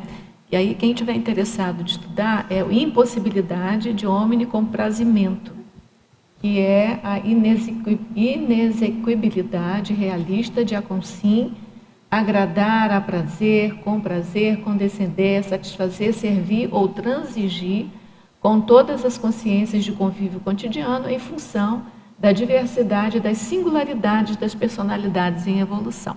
Que é mais ou menos isso. Então, a pessoa que estiver interessada, né, de maior aprofundamento nessa... O nome é impossibilidade de omnicomprazimento. Ana Luísa Rezende. Né? Professora Cristina, parafatologia, página 2, segunda linha. Pode elucidar os bloqueios laringochacrais interferindo na comunicação? Você já falou, faz uma síntese. Pois é aquilo, né? Como eu não usava o meu laringochakra, assim, né? Não falava, não me expressava oralmente, né? Ficava mais calada, entrava muda e saía calada. Eu fiquei com bloqueios laringochacrais. Quando eu comecei a falar, né, a me expor e tudo, nas primeiras vezes eu tinha uma dificuldade enorme. Com 20 minutos parece que minha voz ia acabar. Isso já melhorou bastante, né? Eu desbloqueei. Uhum. A Keiko está tentando te dar uma aguinha, você nem toma mais. Isso é bom, né? 2 garrafas, daí você toma. Né? Não tomei nem um quarto de uma. Tecnologia, página 3, primeira linha e final da segunda. Como funciona a técnica do câmbio da pensenidade e a técnica da autobiografia? Essa técnica da autobiografia, eu vou começar a falar por ela. Porque a outra você já falou mais ou menos. A técnica da autobiografia me ajudou demais na questão de voltar ao meu passado para ver aqueles botões, né? Revisitar o meu passado de uma maneira mais imparcial, menos emotiva, para ver aquelas situações que imprimiram em mim uma coisa emocional e que se miscuíram na minha manifestação e se tornaram um travão posteriormente. Então, eu acho assim, se você quer resolver algum problema que você sabe que a origem está no seu passado, faça essa técnica. Tem um artigo do Nario Takimoto, se não me engano, que tem essa técnica da autobiografia. Você faz seu trabalho energético e tudo e volta ao passado. Né? Quando você era criança e vivenciou aquelas coisas que iniciaram aqueles botões emocionais, que depois, no futuro, estão sempre ali causando as mesmas reações repetitivas, emocionais, das recordações. Ao ver aquilo e ver como é que está, aí você muda, você atualiza para agora e você vai fazendo essa reeducação psicossomática. Tem um verbete aqui, né? Acho que é reeducação. Você precisa fazer essa reeducação psicossomática.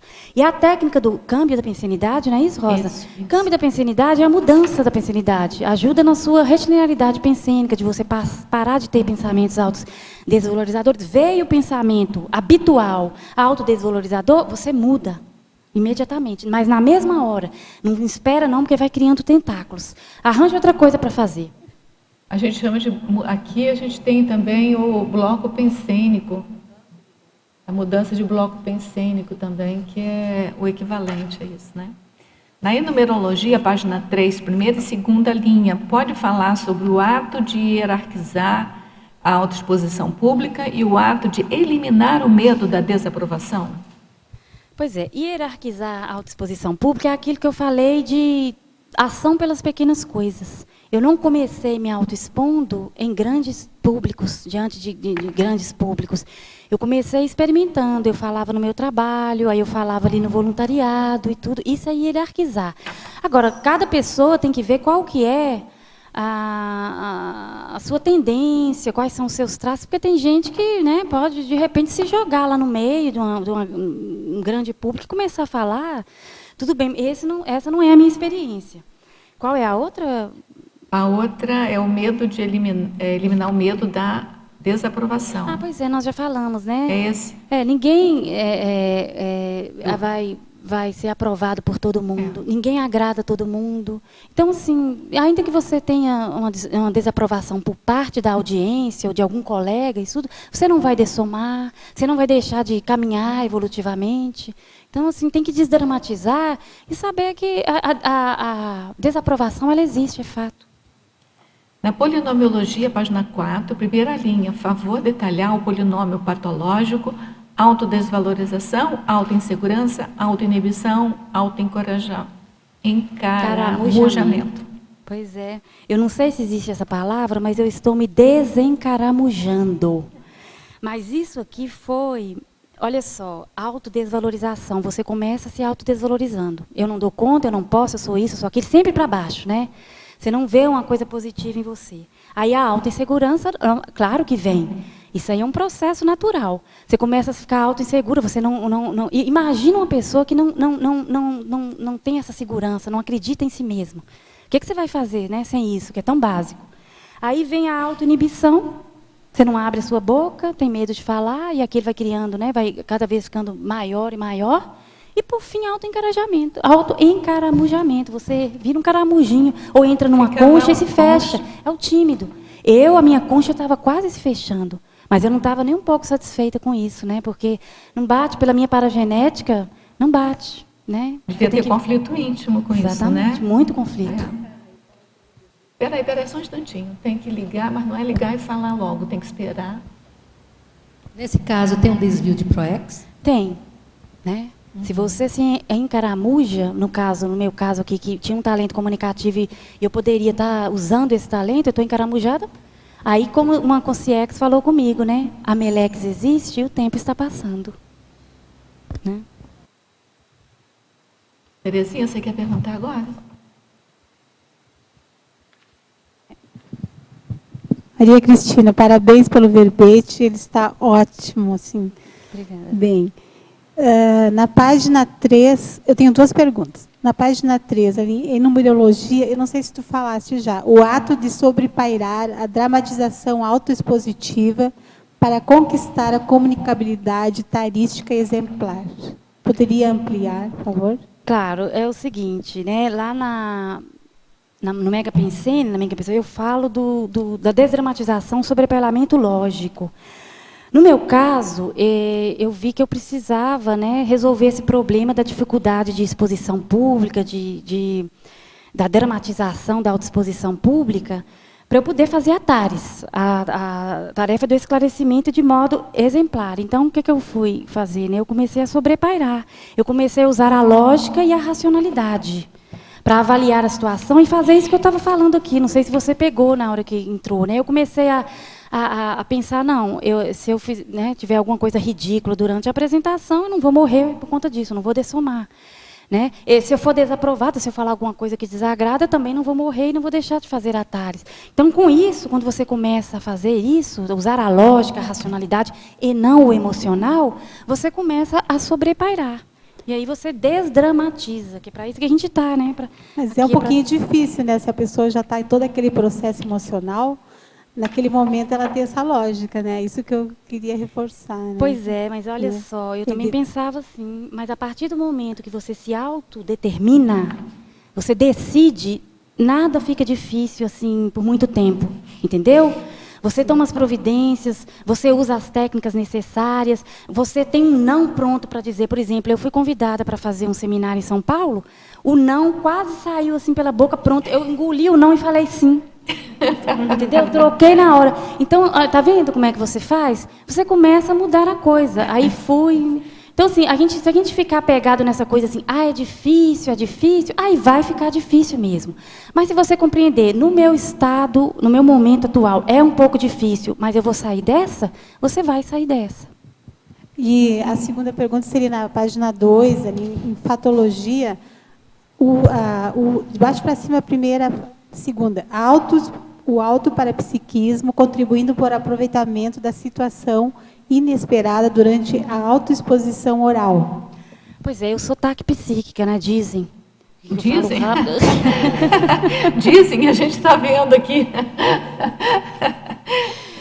E aí, o negócio de você pensar muito rápido te ajuda muito. Se aparecer uma coisa, você está fazendo uma apresentação, aparece uma coisa inesperada, você pensa rápido e resolve aquilo. Isso tem me ajudado demais no meu processo de autossuperação, de autoenfrentamento, do medo de falar em público.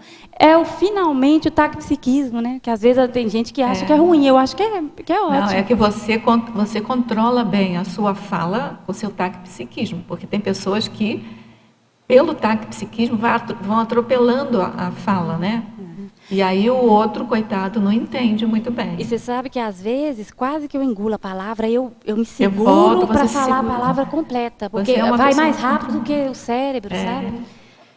Tem isso aí justamente porque eu vejo uma questão comigo, dessa questão do taquipsiquismo, né?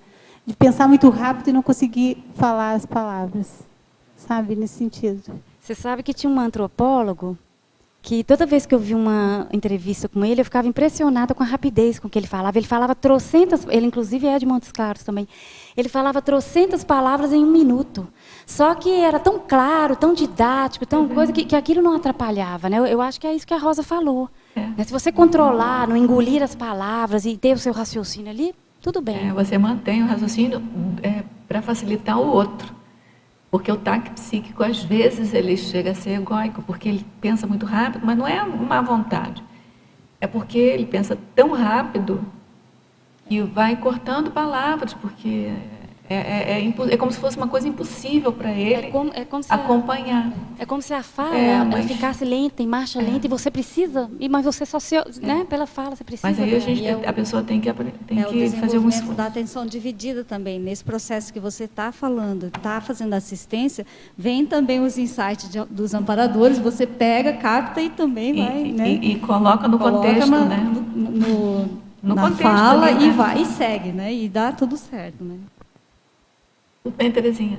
Em Culturologia, página 5, final da 3ª linha, no contexto do verbete, comente a substituição da cultura do deixar para depois pela cultura do aqui, agora, já.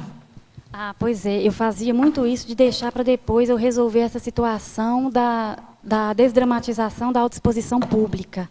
Agora não, agora eu estou nessa, do aqui, agora, já. Vou repetir, a Consciex não falou para mim, a Melex existe e o tempo está passando? A gente não tem aqui uma programação existencial para cumprir? Então, assim, agora eu não estou mais postergando, empurrando com a barriga, vou deixar para o ano que vem. O ano que vem eu vou começar.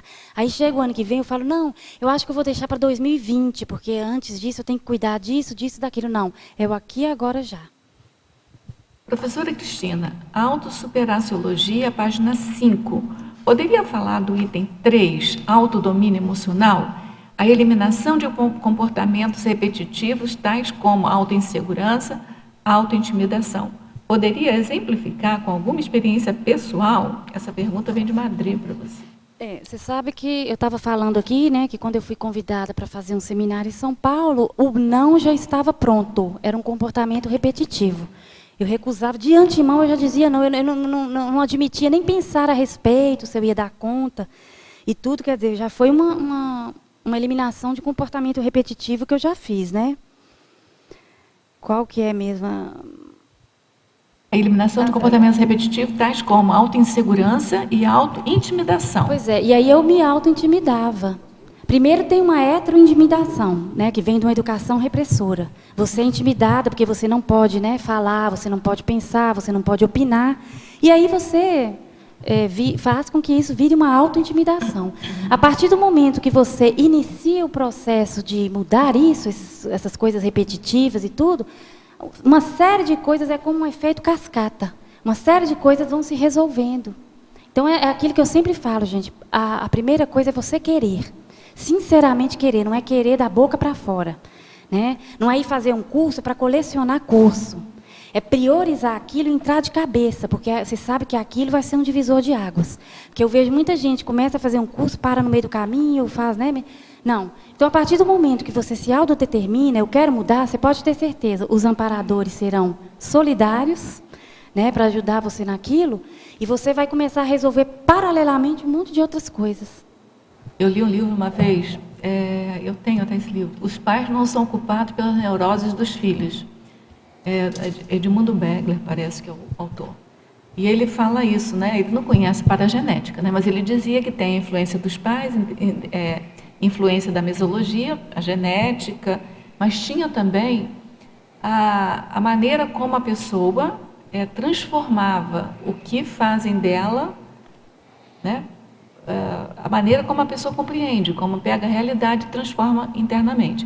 E aí ele citava lá também gêmeos que moraram até certa idade com a mãe, na mesma situação de vida, e que um estava casando, o outro estava indo nele, colocando uma série de consequências na vida pessoal dele, colocando a culpa na mãe, quando o outro não tinha aquelas mesmas consequências, né?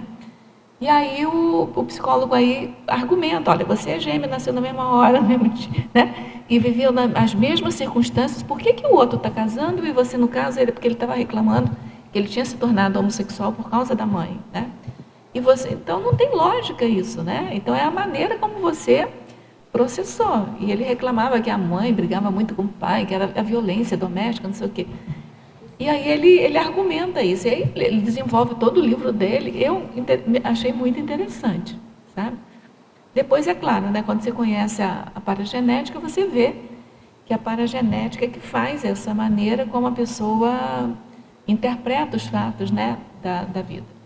Então, por exemplo, pessoas, às vezes, que tiveram menos repressão que você, estão mais lesadas do que você. Então, tem uma inteligência evolutiva aí de sair, né, de superar essa situação. É aquilo que eu falei, Gina, você não ficar lamuriando, né, chorando na beira do caminho. É você, né, nada é por acaso.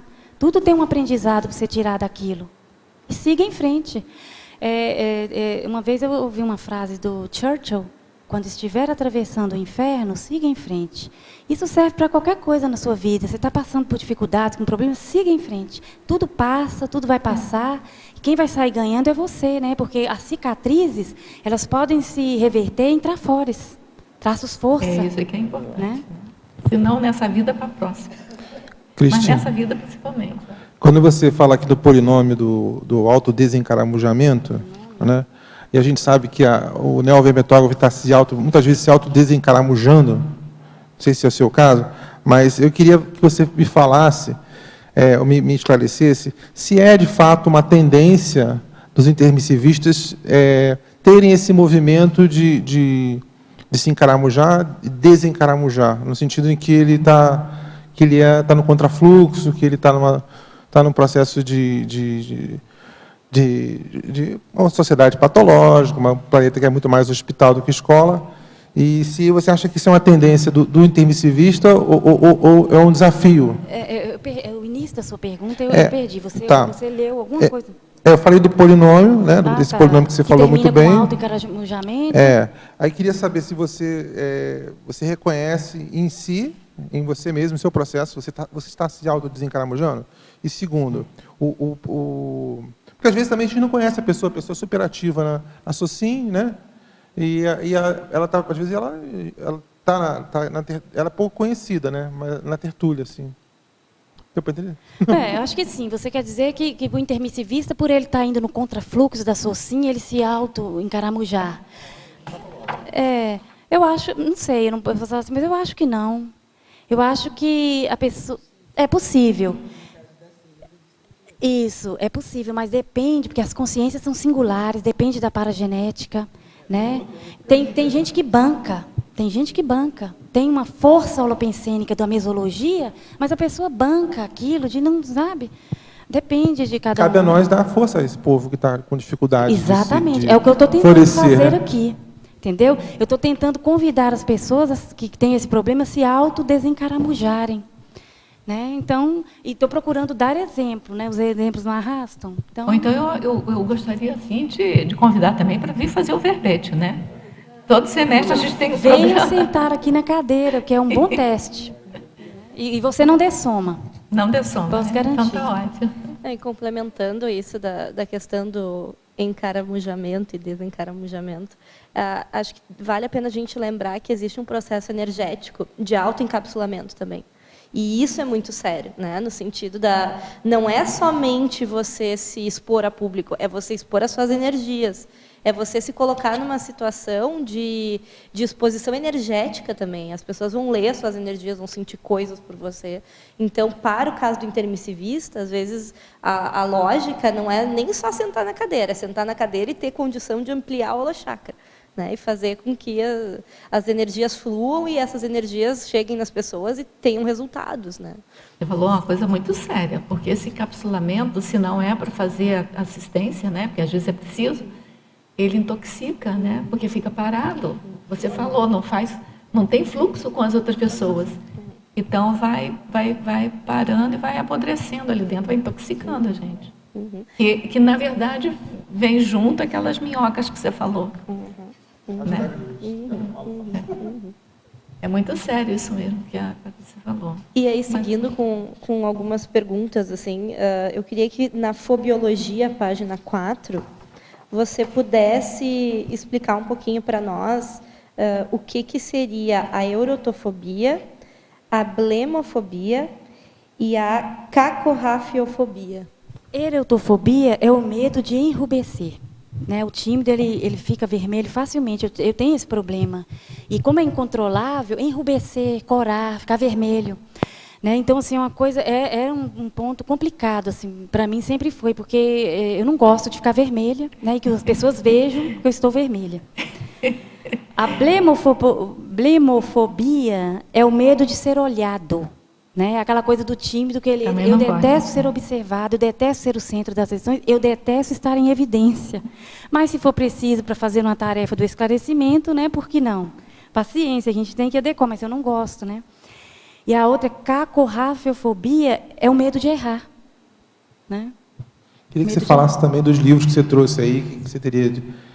Foram 2 livros que me ajudaram muito. Os Botões Emocionais...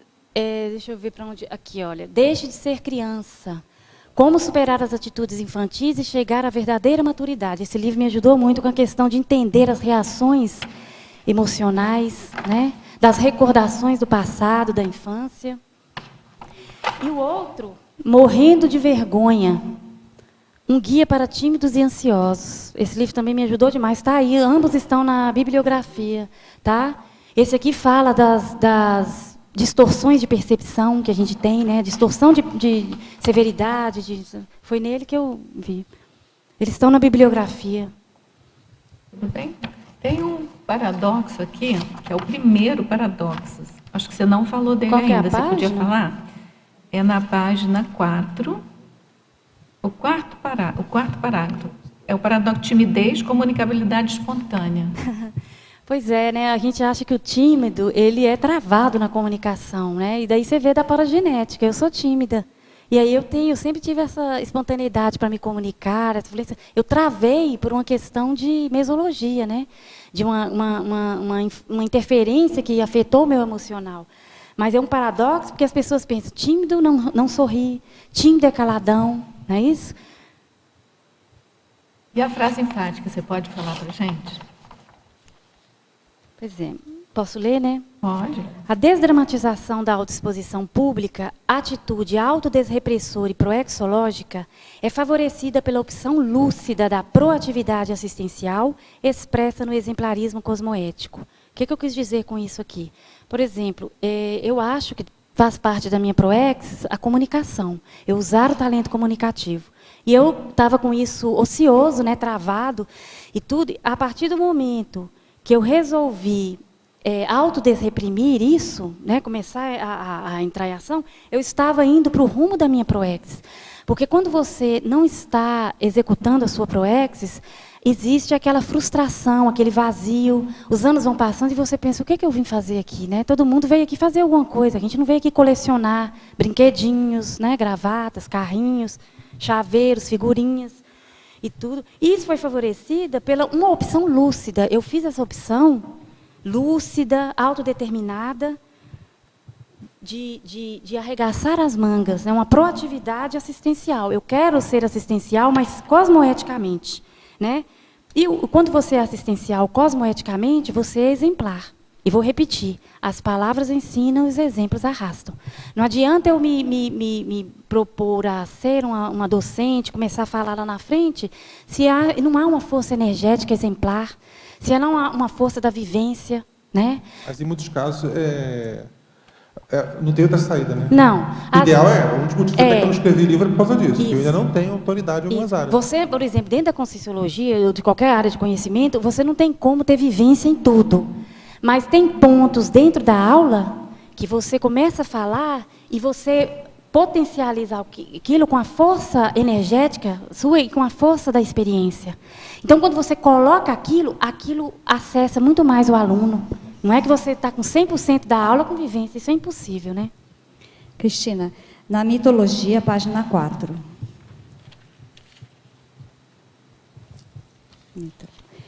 O segundo mito, eu gostaria que você comentasse o mito de ser possível esconder-se. Pois é, eu tinha essa coisa, né? Eu não gosto de ser observada, eu me desfaço de cadeira, de planta. Às vezes eu venho aqui no CAEG e fico ali no meio das plantas, vou lá para a Holotec estudar.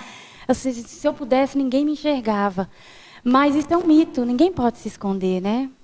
Então, a gente está aí... A partir do momento que você ressomou, está aqui com o corpo igual todo mundo está me vendo. Você está dizendo do ponto de vista extrafísico, né? Pois é, e quando eu estiver no extrafísico, aí que vão me ver mesmo. Então, não dá para esconder, não tem como. Então, isso é um mito. Não é o caso, mas tem o processo que é para estudar também do avestruzismo, né? Do avestruzismo e da não é, estou falando que é o caso. E tem o caso que o professor Valdo falava muito do esquilo, né? Que ele parece que virava as costas e parece que não... É o avestruz. É o avestruz ou o esquilo também, a questão do esquilo. Esquilo eu não lembro, não. É o avestruz que faz isso. Ele fica de costas para você, acha que ninguém está te vendo. Criança tem muito isso, né? Se esconde a cabeça, acha que ninguém está vendo. Os olhos, saiu dos olhos, da visão, aí ninguém está te enxergando. A pessoa aproveita para roubar quando não tem ninguém, né? Mas tem um monte de consciências observando. Não, porque ela estava falando de ver, mas as consciências veem. Basta você pensionizar que alguma consciência vai te ver. Então, quem se esconde? É importante você falar também da autossuperaciologia. Essas 8 providências que você colocou aqui, que estão muito importantes. Puder comentar, por favor? Pois é, são 8 providências, né, capazes de desdramatizar a autoexposição pública e eliminar esses travões comunicativos. Autossuperaciologia, né? Aceitação. O cultivo da autoestima sadia. Muitas vezes o pensamento autodesvalorizador vem porque você não se autoaceita. E dentro da mesologia tem muita coisa, né, que diz como você deveria ser, inclusive na aparência, para você agradar os outros e se autoaceitar. Então você tem que começar a se autoaceitar. Primeira coisa, ao se autoaceitar, você vai começar a elevar sua autoestima. Né? E vai ter uma autoimagem correta. Como que eu sou? Eu tenho esses trafares, esses trafores, esses trafais. Assumo e pronto. Autoenfrentamento, isso é importantíssimo, né? Porque não adianta você fazer uma constatação e não se autoenfrentar. Então, você vai começar a assumir a responsabilidade da sua autoevolução. Quem é responsável pela minha própria evolução? Eu mesma. Então, eu vou me autoenfrentar, tomar as providências, vou sair da zona de conforto, vou enfrentar os desafios. Um deles, para mim, no meu caso particular, é falar em público. Já estou fazendo. Cristina, só complementando essa ideia, tem também a retribuição, né, dos aportes recebidos. As retribuições que a gente deixou de fazer também passa a ser uma omissão deficitária, né? Você recebeu e está lá guardadinho, né? Não tá. O autodomínio emocional é aquilo que eu falei. A gente precisa eliminar o emocionalismo na hora de analisar as situações. E para isso a gente tem que criar esse hábito de puxar mais para o racional, para a lucidez, para a lógica. Isso não vem assim, caindo de paraquedas, a gente tem que começar a racionalizar. E eliminar a autoinsegurança, a autoimitação, autopesquisa. A superação dos hábitos pensênicos autodesvalorizadores e os condicionamentos mesológicos por meio do autoconhecimento. Quando eu me autoconheci, comecei a pesquisar, eu vi o tanto que na mesologia tinha deixado sequelas, digamos assim, que estavam me desviando da minha proexis. Né? Isso é muito sério, porque se você vê e o tempo está passando, você tem que ver o que... Porque todo mundo está sujeito, gente. Não é assim, privilégio, entre aspas, de um ou outro. Todo mundo sofre a influência mesológica. E é um holopentende poderosíssimo. Né? Então, quando você faz autopesquisa, se conhece, tudo, você começa até a ver o que é seu, é a sua paragenética, o que é a herança de você mesmo. O exemplarismo, a opção pela comunicabilidade cosmoética com autenticidade, empatia e bom humor. É aquilo que eu falei mais cedo aí, né? Você opta por destravar a questão da comunicação, mas como é que você vai fazer isso? Será que você vai continuar dentro da erística? Será que você vai chegar lá na frente e permitir que a vaidade tome conta e você esqueça da tarefa do esclarecimento? Será que você vai ficar tão deslumbrado com você lá na frente falando, e os holofotes e os olhares sobre você, que você vai esquecer de saber como que você vai abordar o aluno? De você esquecer de perceber a sinalética energética daquilo que veio e você tem que prestar atenção? Então, assim, eu falei isso aqui como um recado, né, para todos nós. Assim como o medo de falar em público, encarar o julgamento, não é uma coisa legal na comunicação, o outro extremo também, a vaidade, né, o cabotinismo, a ortopensinidade, né, você começar, no caso aqui do verbete, eliminando o exagero do perigo. Eu vou parar com essa coisa de que, nossa, vai acontecer assim, só tragédia.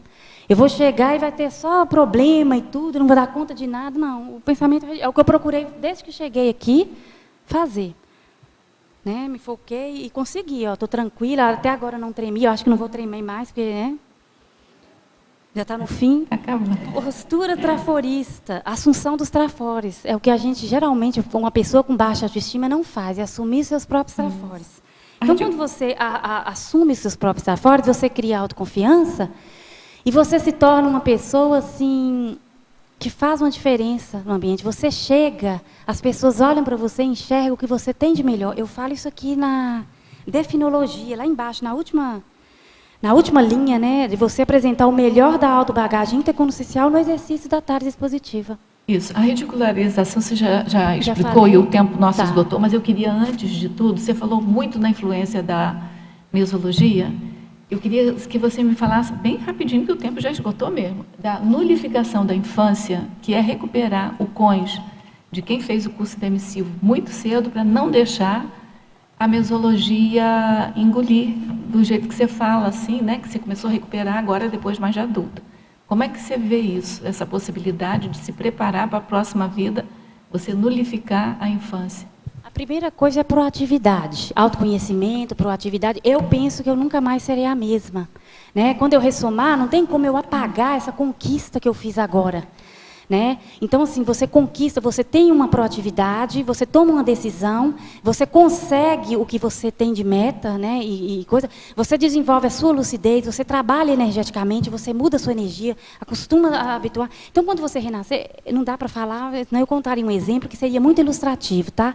Mas é isso, eu acho que é a autopesquisa, a proatividade evolutiva e mudar aquilo. Se você mudou, é um divisor de águas. Quando você começar mais cedo, você vai ter essa condição de a mesologia não vai influenciar tanto. É porque talvez no passado eu também fui devagar. Isso bem. Olha, parabéns pela sua apresentação, parabéns pelo verbete. Olha, o tempo esgotou, isso sabe qual é o sinal? É que você tem que fazer muitos outros verbetes sobre o assunto, sobre outros assuntos, e vir aqui para blindar a gente brindar, né, com outros verbetes. A gente parabeniza você, agradece a todos os presentes aqui com perguntas, agradece aos teletertulianos também, com as perguntas, com as energias, e a gente aguarda vocês todos os dias, de 12h30 a 12h30, para manter o nosso debate aqui. E passamos então para os nossos comerciais. Obrigado. As pontuações da tertúlia de hoje são 21 assinaturas no livro de presença, 17 perguntas presenciais e 30 perguntas respondidas online. Hoje, teremos 4 recados. Fabiana Cerato com Ateneu Serenológico, Valdirene com Acoplamentarium, Alzira com segundo curso de campo Imersão em Conscienciometria e a Maria Augusta com a semana Holotecologia Cosmovisiologia. Boa tarde a todos. Em primeiro lugar, meus parabéns para a Verbetógrafa pela autoexposição, muito boa. E eu acho que, aproveitando a sua deixa da autoexposição, eu gostaria de convidar todos que estão assistindo aqui e também online para participar hoje, quem puder vir aqui no CAEC, na sala 1, do Ateneu Serenológico. Será hoje, sábado, dia 5 de setembro, na sala 1 do CAEC, às 6h30, 18h30. A sala 1 ela é em diagonal, praticamente na frente da sala das dinâmicas. O tema que nós vamos estar debatendo, quem vai apresentar sou eu, Fabiana Cerato, nós vamos estar debatendo a serenologia e laboratoriologia. Porém, além de explicar a respeito do laboratório serenário, eu gostaria de trazer algumas questões em relação aos pensamentos, a forma de pensar do Homo sapiens sereníssimos. Um pouco de ousadia, mas um pouco também de pinceladas e conta-gotas do que eu consegui aprender nos 4 experimentos que eu tive a oportunidade de participar. Explicar o funcionamento do experimento. E para fechar aqui a divulgação, eu gostaria de ler 4 megapensenes que têm uma relação direta com isso que eu estou falando. O primeiro é, ousemos pensenizar melhor. O segundo é, pensenizemos com clareza. O terceiro é, pensenizemos por nós. E o último, reforçando o convite, vamos pensenizar juntos. Eu aguardo vocês hoje às 6h30. Até lá.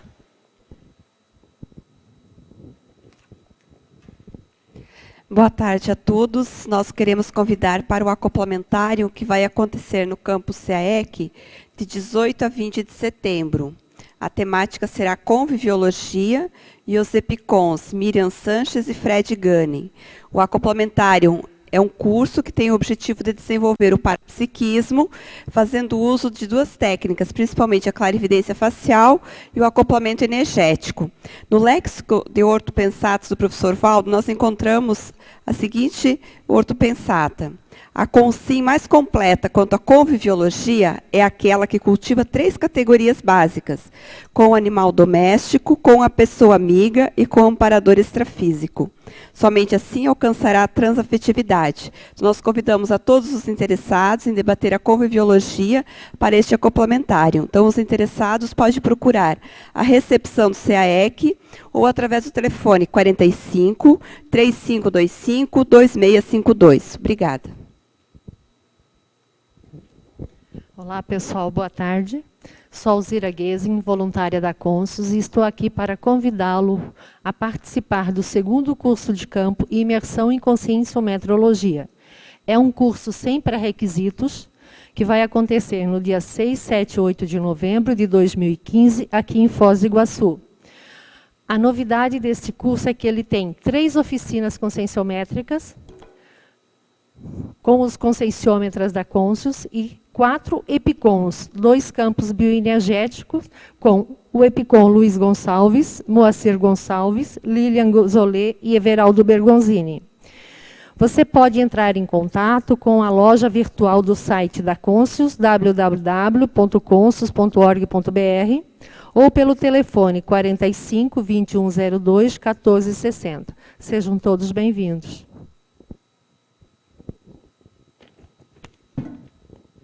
Boa tarde a todos. Estamos convidando a todos a participarem do evento 3ª edição Holotecologia e Cosmovisiologia, que será realizado nos dias 30 e 31 de outubro e 1 de novembro de 2015.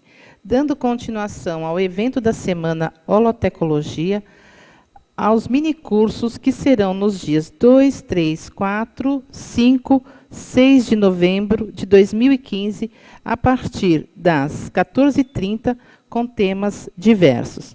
Maiores informações na recepção do CAEC com a Sônia ou Michel, no telefone 45 35 25 2652.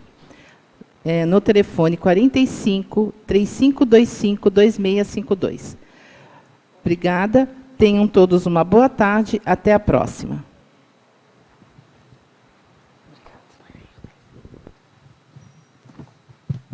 Para amanhã, teremos o verbete Ancoragem Autorreciclogênica, especialidade para regeneraciologia. E a verbetógrafa, a professora Malo Balona. Muito obrigado e boa tarde a todos.